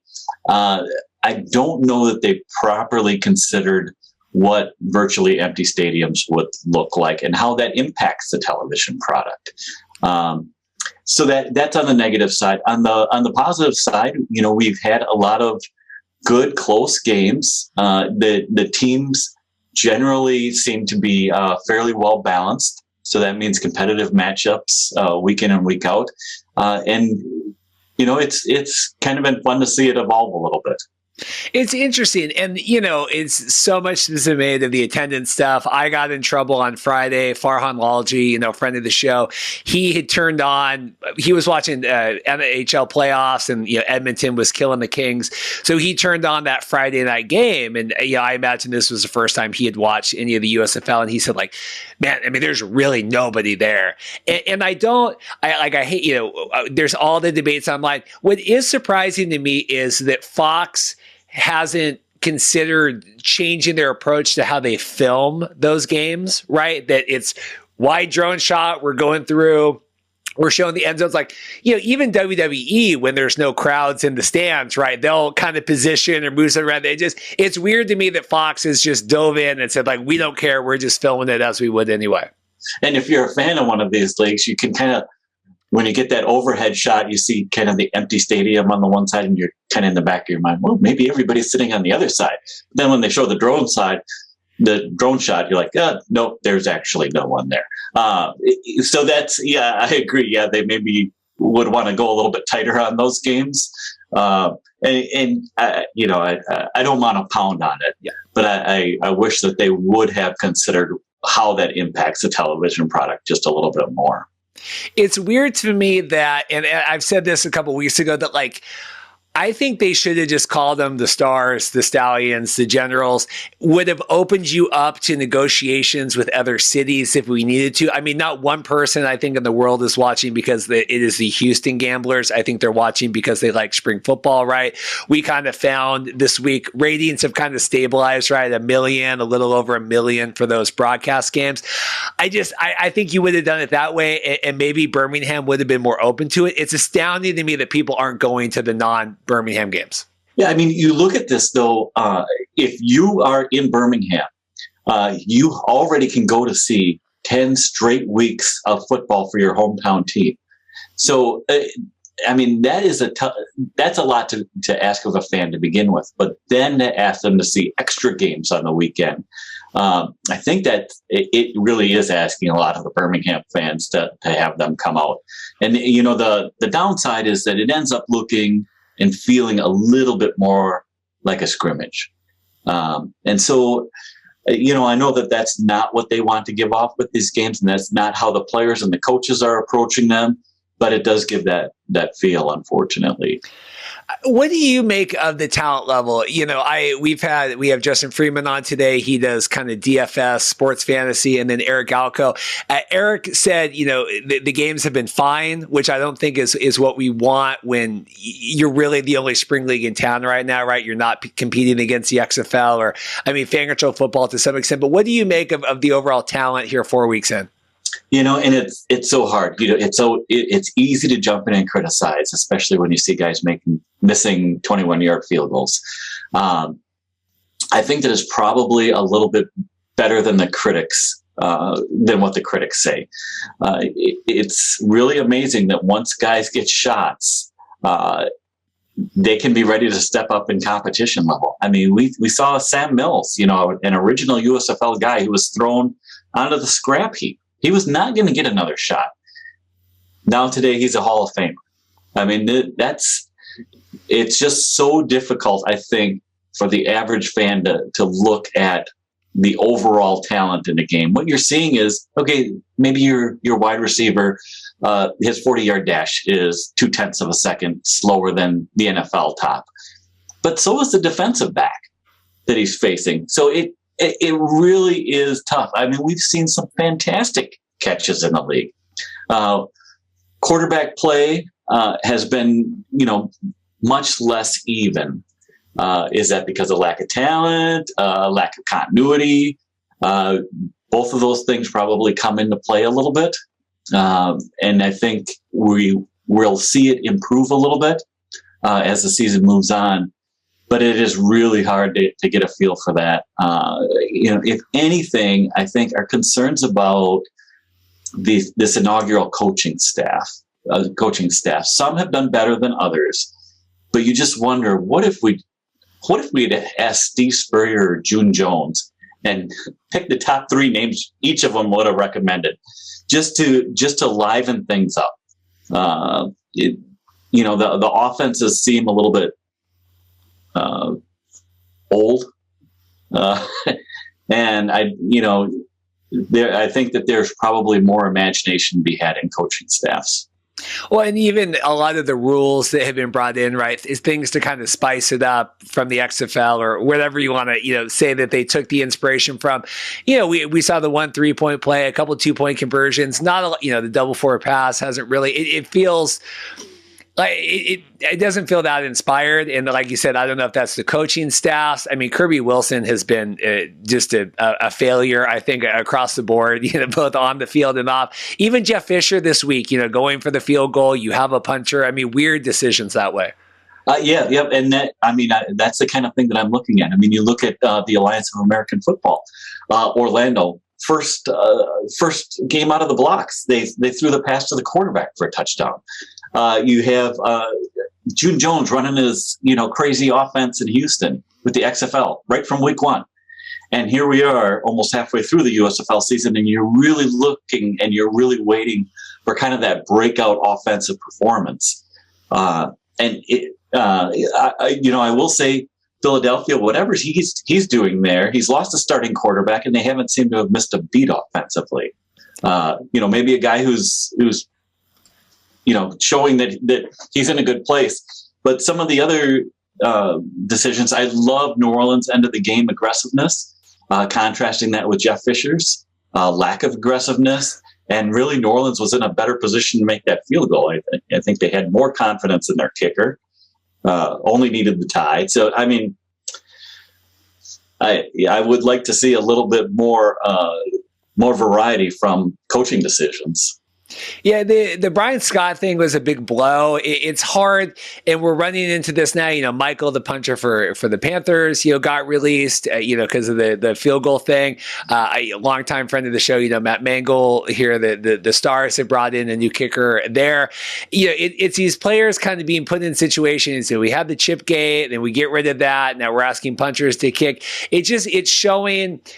I talked with Dorothy about this last night. Like, if we had 5 more players per team, but you do the math, it adds up really quickly, right? I mean, Philadelphia right now is playing without a backup quarterback, same as Paxton Lynch is out for the Panthers, right? Right. And so, maybe it's a simple adjustment on the league's part. Maybe you come into next season and it's like 40-man active. You need to have a kicking specialist, a punting specialist, and you need to have 2 quarterbacks on the roster. So, just a simple little adjustment like that could make a big difference. But it's like you do the math, right? So if these guys are getting paid, $4,500 a week, right, and then minus whatever. But so call it $5,000. You add 7 more players, 35 per team. 8 teams, 10 weeks. I mean, you see why very quickly that adds up. But the money they're spending, we're talking about a TV show, the money you're spending per these games is a lot less than you're paying for a lot of, like even Friends, or you think of these high profile shows that, networks pay. Friends is a terrible example. It hasn't been on the air in 15 years, but a lot of these shows where we're paying, it's a high salary cast for the actors. Right. And, another 3 to 5 players per active roster. I don't think you're breaking Fox's bank on that. And, if you alter the perception of quality, as I think you probably would have with a few more made kicks, that the average football fan is going to see missed 21-yard kicks and say, oh, come on, you can make these in your sleep, even though they have been missed in the NFL. But the new league is always going to have to prove itself. So those are some things that easily alter the perception of your league. I just, I know the game plan, and we've talked, and all we got to do is get through year 1. We're getting to cities, all this stuff.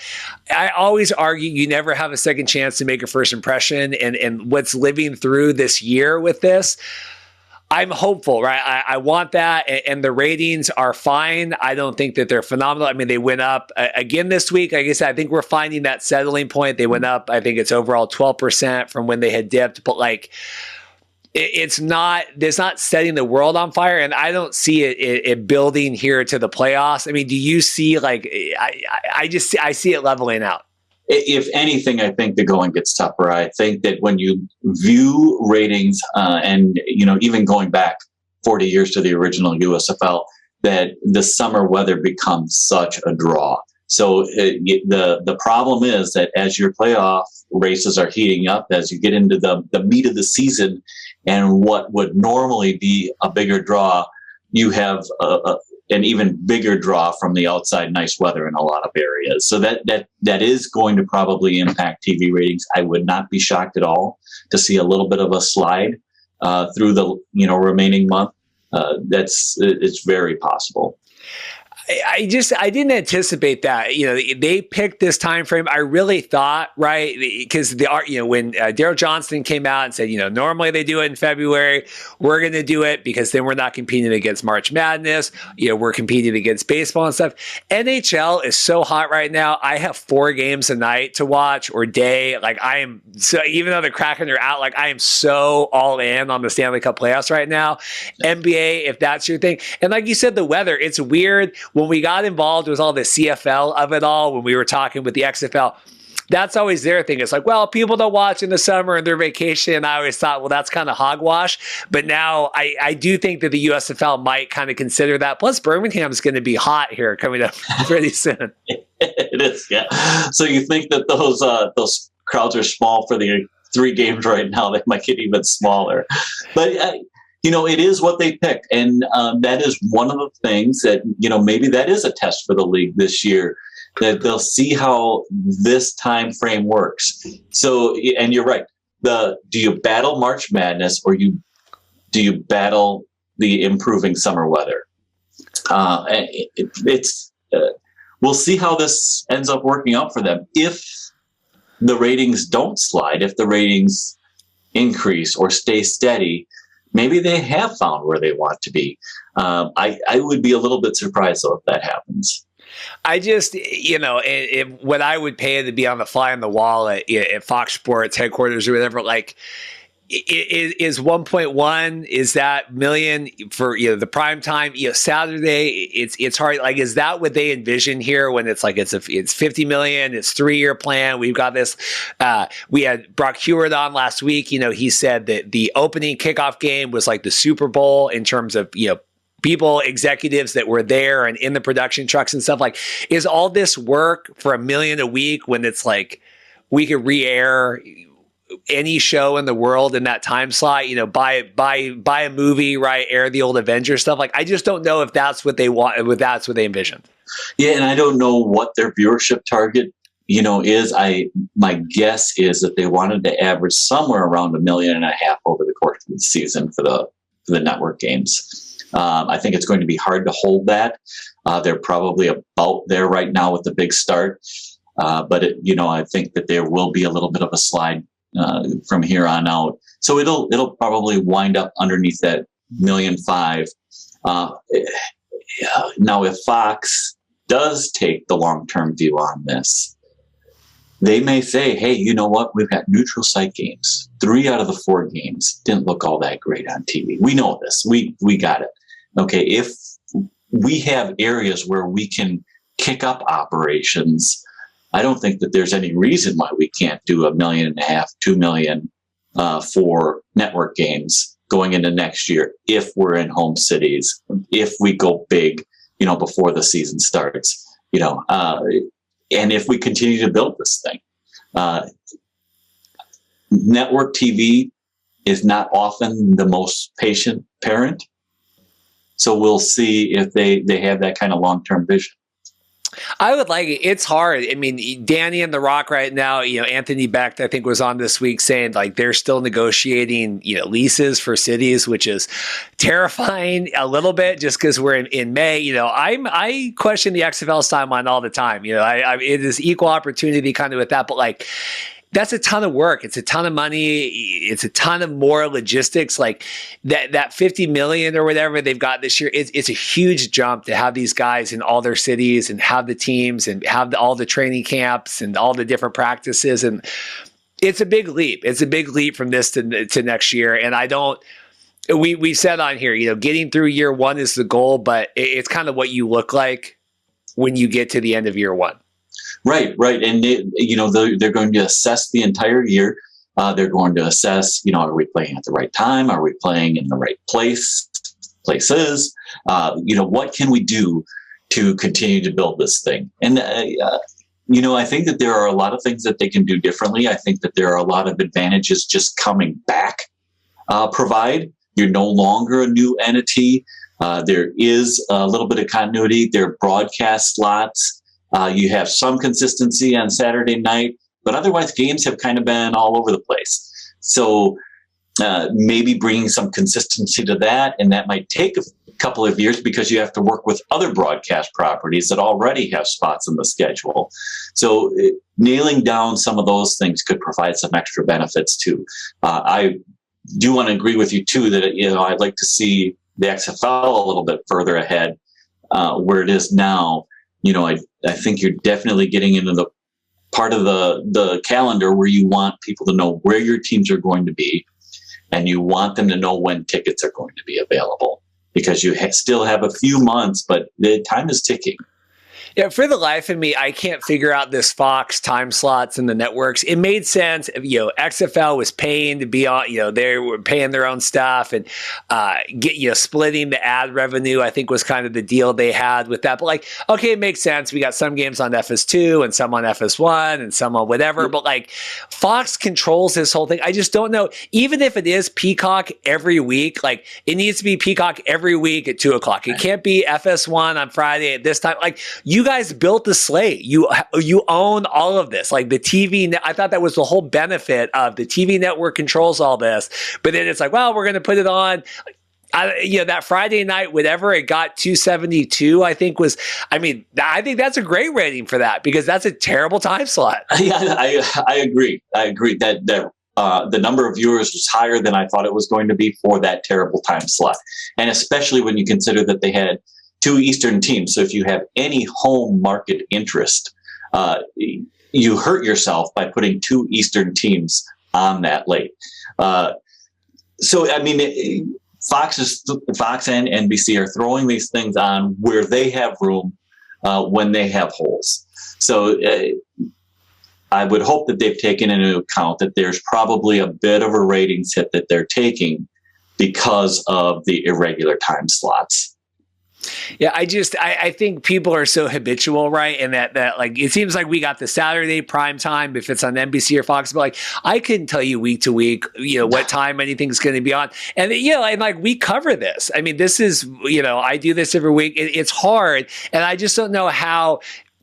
You've got your hardcores now, right? And I kind of debated the title this week and improving the USFL. I think I'm going to call it the USFL's talent problem, just because we're running into issues with the roster spots and stuff. But how do we bring this to the next level? How do you attract more than 1,000,001 or whatever? It's getting casuals that are kind of finding the habitual time slots that they're going to tune into and putting games on Peacock Premium.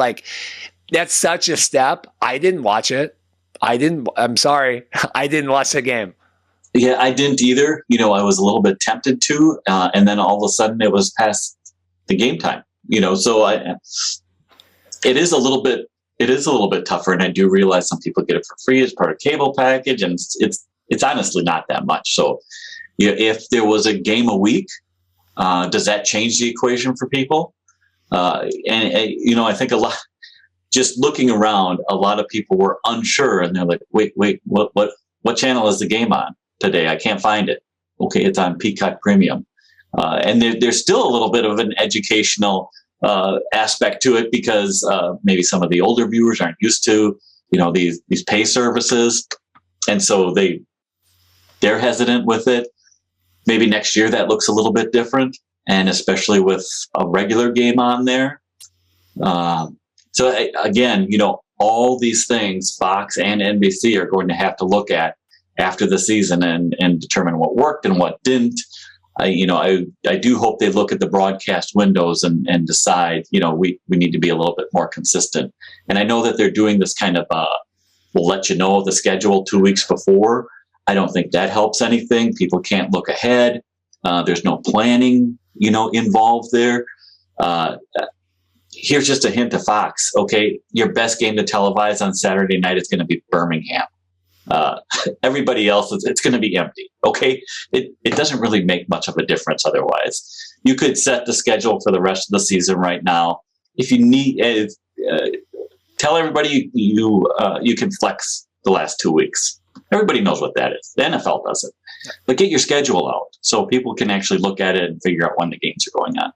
Yeah, I mean, ratings going up is positive, but like, let's be honest, the demographic is horrendous. I mean, it's like a 0.2 in the key. I mean, it's not a good. So a vast majority of your audience is over 18 to 35. And so, like you said, trying to have them figure out FS1 or USA or something, you need to cater to that audience, and like you said, put the schedule out. You said it's not doing any favors. I get the press releases and I share it, and it's like you said, it's 2 weeks in advance, and then people are like, okay, well, what are the games this week? I'm like, well, this is for 2 weeks because that one was a week ago. I mean, it's very hard. Again, not everyone exists in this world that we are in. And we are at this point trying to attract this league to people that are outside of the message board you're in or the Twitter space, or like we are trying to get the casual audience, and nobody follows any of this stuff. No, it's really hard. The casual fan, even in Birmingham, I'm seeing people like, when are the games again? And I looked, and I'm kind of interested in traveling in, but how come it doesn't say what game is on Friday night? In 3 weeks, and well, that actually hasn't been determined. So, I do think that some of the things that Fox has done out of concern for TV ratings probably are hurting it in the ratings a little bit. That just lack of people being able to look in advance. Okay, I'm going to have a regular Friday night slot. I'm going to have a regular Saturday night slot. I'm going to have a regular Sunday afternoon slot. I really do hope that they've examine that as part of what they're doing. I don't think that we'll give you the game of the best games and the best. I don't think really most people care. I think you could throw, Pittsburgh, Michigan in there, and I'm not sure that it's going to do any different than the other two not Birmingham games. No, I think it's whatever is the most accessible that people turn on. I mean, it's whatever is that Saturday, whatever's on NBC. I don't think the Birmingham helps the crowd, but I really just think it is the time slots. It's that they give them the best because they look the best. We hash that out. I don't want to be, a little critical, but things that positives standing out, right? Birmingham's looking good. The Generals, right? I mean, are you happy with some of the standout players we've seen, right? I mean, this is a league of opportunity. Are we happy with some of the opportunities that players are getting? That is kind of the overriding thing, is that these coaches and players are getting opportunities. They're able to show what they can do, and it's not just about making the NFL. It's about playing football, and to me, that's fun to watch. A guy like Scooby Wright, it's difficult not to watch that guy out there and enjoy what he's doing because he's a difference maker. The end of that New Orleans game, the whole time I was thinking, okay, contrast this to how Michigan finished their game. They kind of screwed up their timeout at the end, and we're like, you know what? We're going to throw it to the end zone. If it doesn't make it, then we'll kick our field goal. But that aggressiveness paid off. So, yeah, there have been some fun moments, no doubt. End of the Tampa Bay game with a made field goal. Houston finding new ways to lose every week, but they're competitive and they come up with big defensive plays out of the blue. So, yeah, there have been some good moments to watch.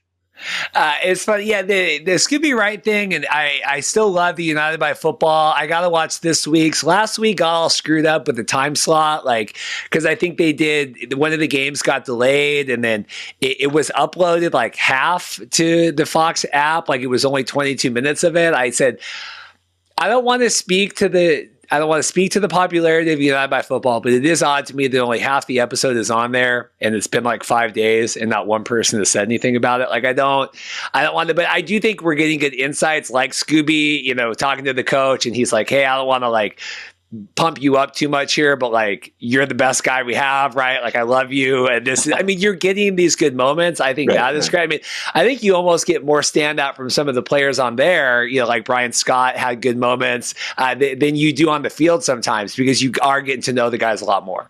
Right. And I'm surprised that hasn't played a little bit better with a younger demographic.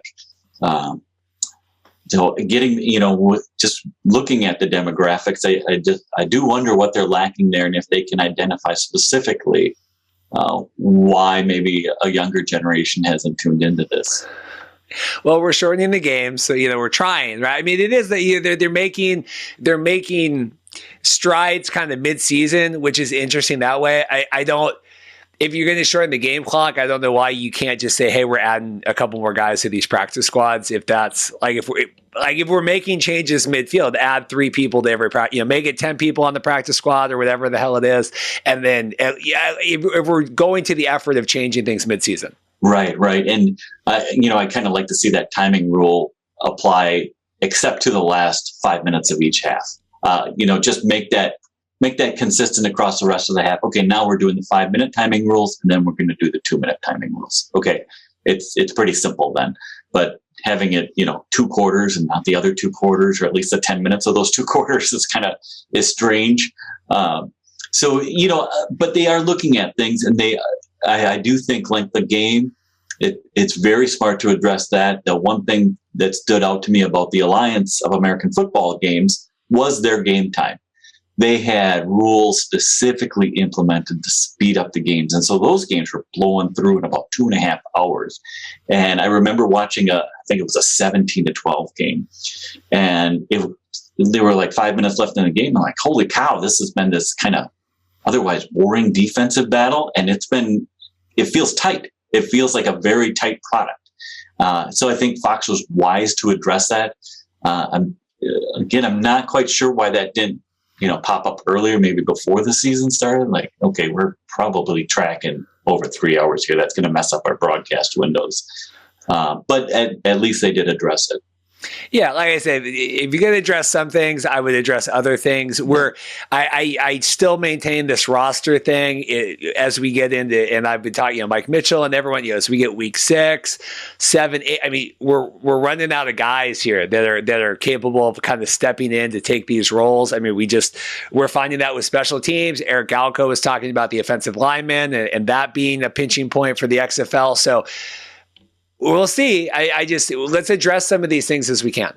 Right. I mean, it brings to mind NFL Europe a little bit, where they, when they were the World League of American Football, they always had this Team Dallas, which was essentially a team of guys practicing together and throughout the season. And so as soon as there were injuries, the other teams could call on Team Dallas and pull somebody out of there who's in game shape, who knows systems, who's familiar with the league, and they could plug them right in without as steep of a drop off as you see when you have to pull somebody just off the street.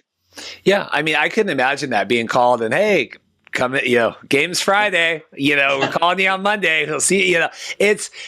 I don't care how good of a player you are. I mean, that's a tremendous. Yeah, what's 40 more guys?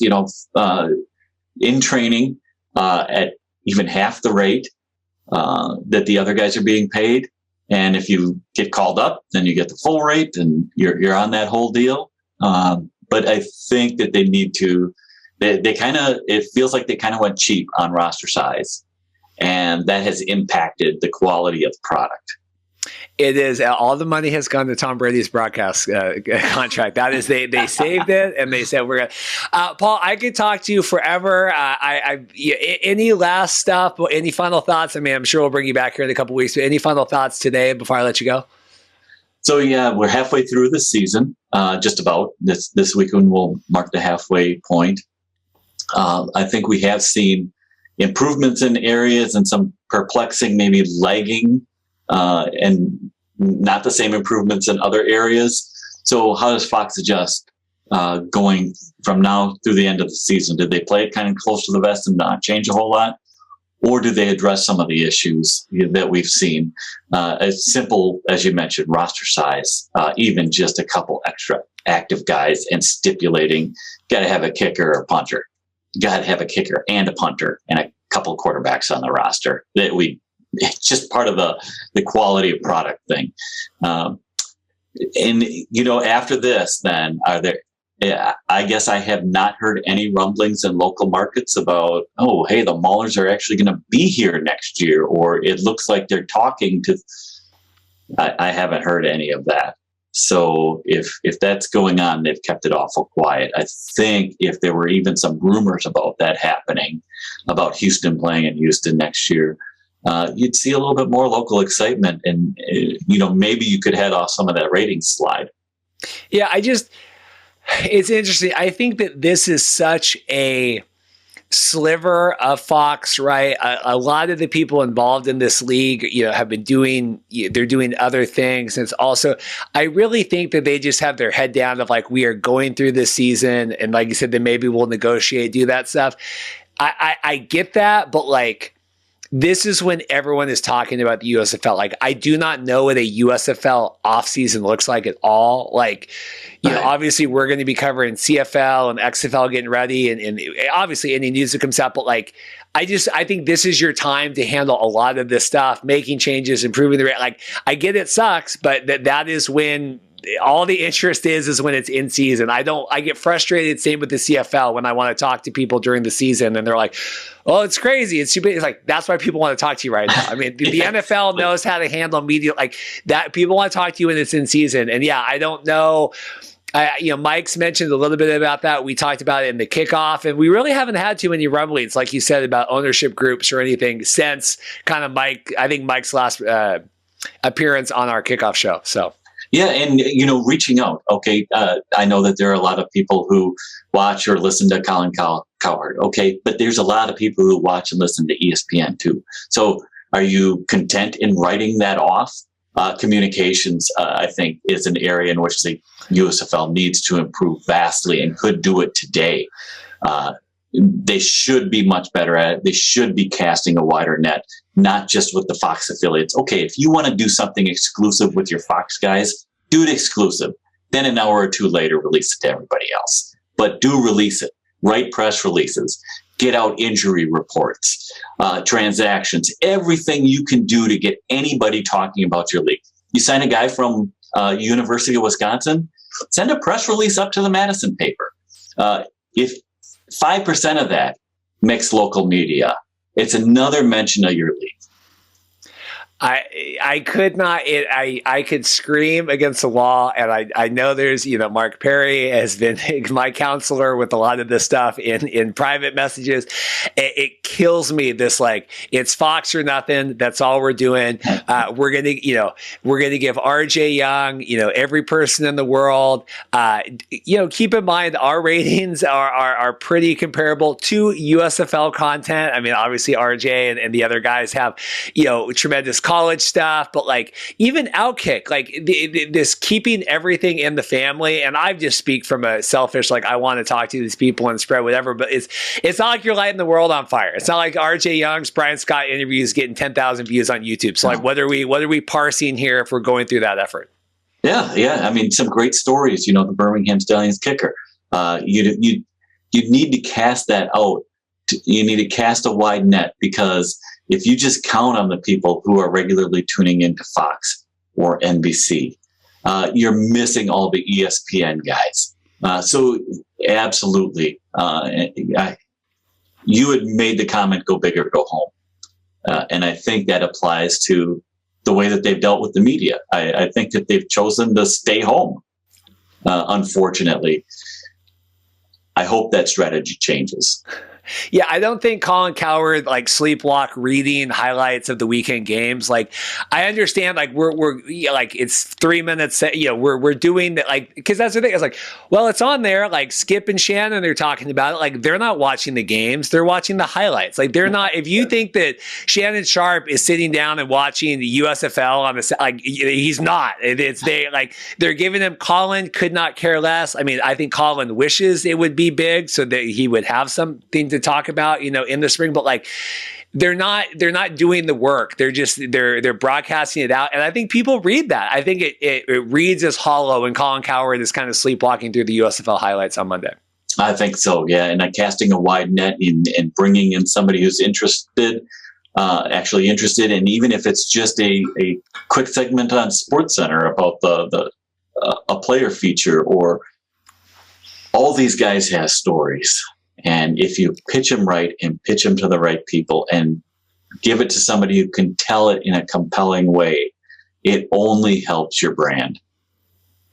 Well, Paul, this has gone long. I appreciate it, you taking the time today, but this was good. I think this was a good conversation. I don't want to be negative. Like, when it's my thing is, if you can back it up with things that you can change, so they're tangible things, like these are little things that can be done, even mid-season, not costing a lot, roster spots, obviously that exception, but these are tangible things that we can work on. And I think, honestly, they would have vast improvements in kind of raising the visibility of this league here as we end out the season.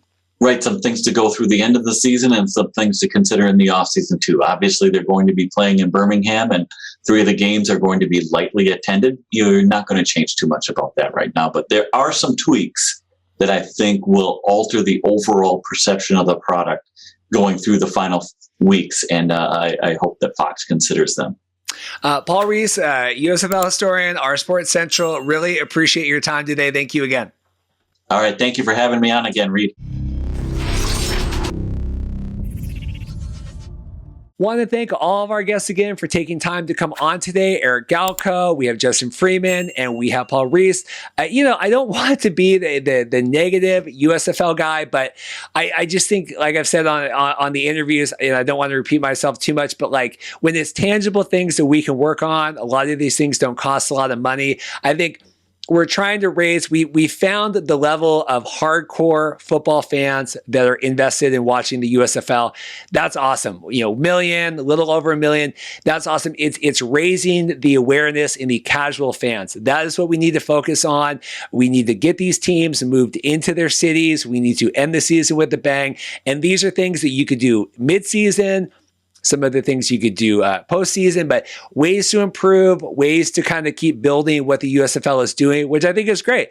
But like Eric said in his interview, XFL, whether you like it or not, that's coming. It's going to kind of complicate the spring football landscape. There's only so much talent to go around. And so we need to make sure that these leagues are positioning themselves the best, and we are holding them accountable for that. I always believe that. I think that saying that everything is fine and great, and I love it, doesn't accomplish anything. There's always room to improve. The NFL, the CFL, whatever football leagues you want, always things that we can be doing. And so I really appreciate that. Any comments, feel free to let me know. I'm sure I ruffled a few feathers this week, but we're midway through the season. Like these are things we can be doing now. We're past kind of the kickoff honeymoon, and everything is gravy, and it's a ton of work. I understand it's always crazy, but always room to improve no matter how busy you are. Thank you guys all so much for listening.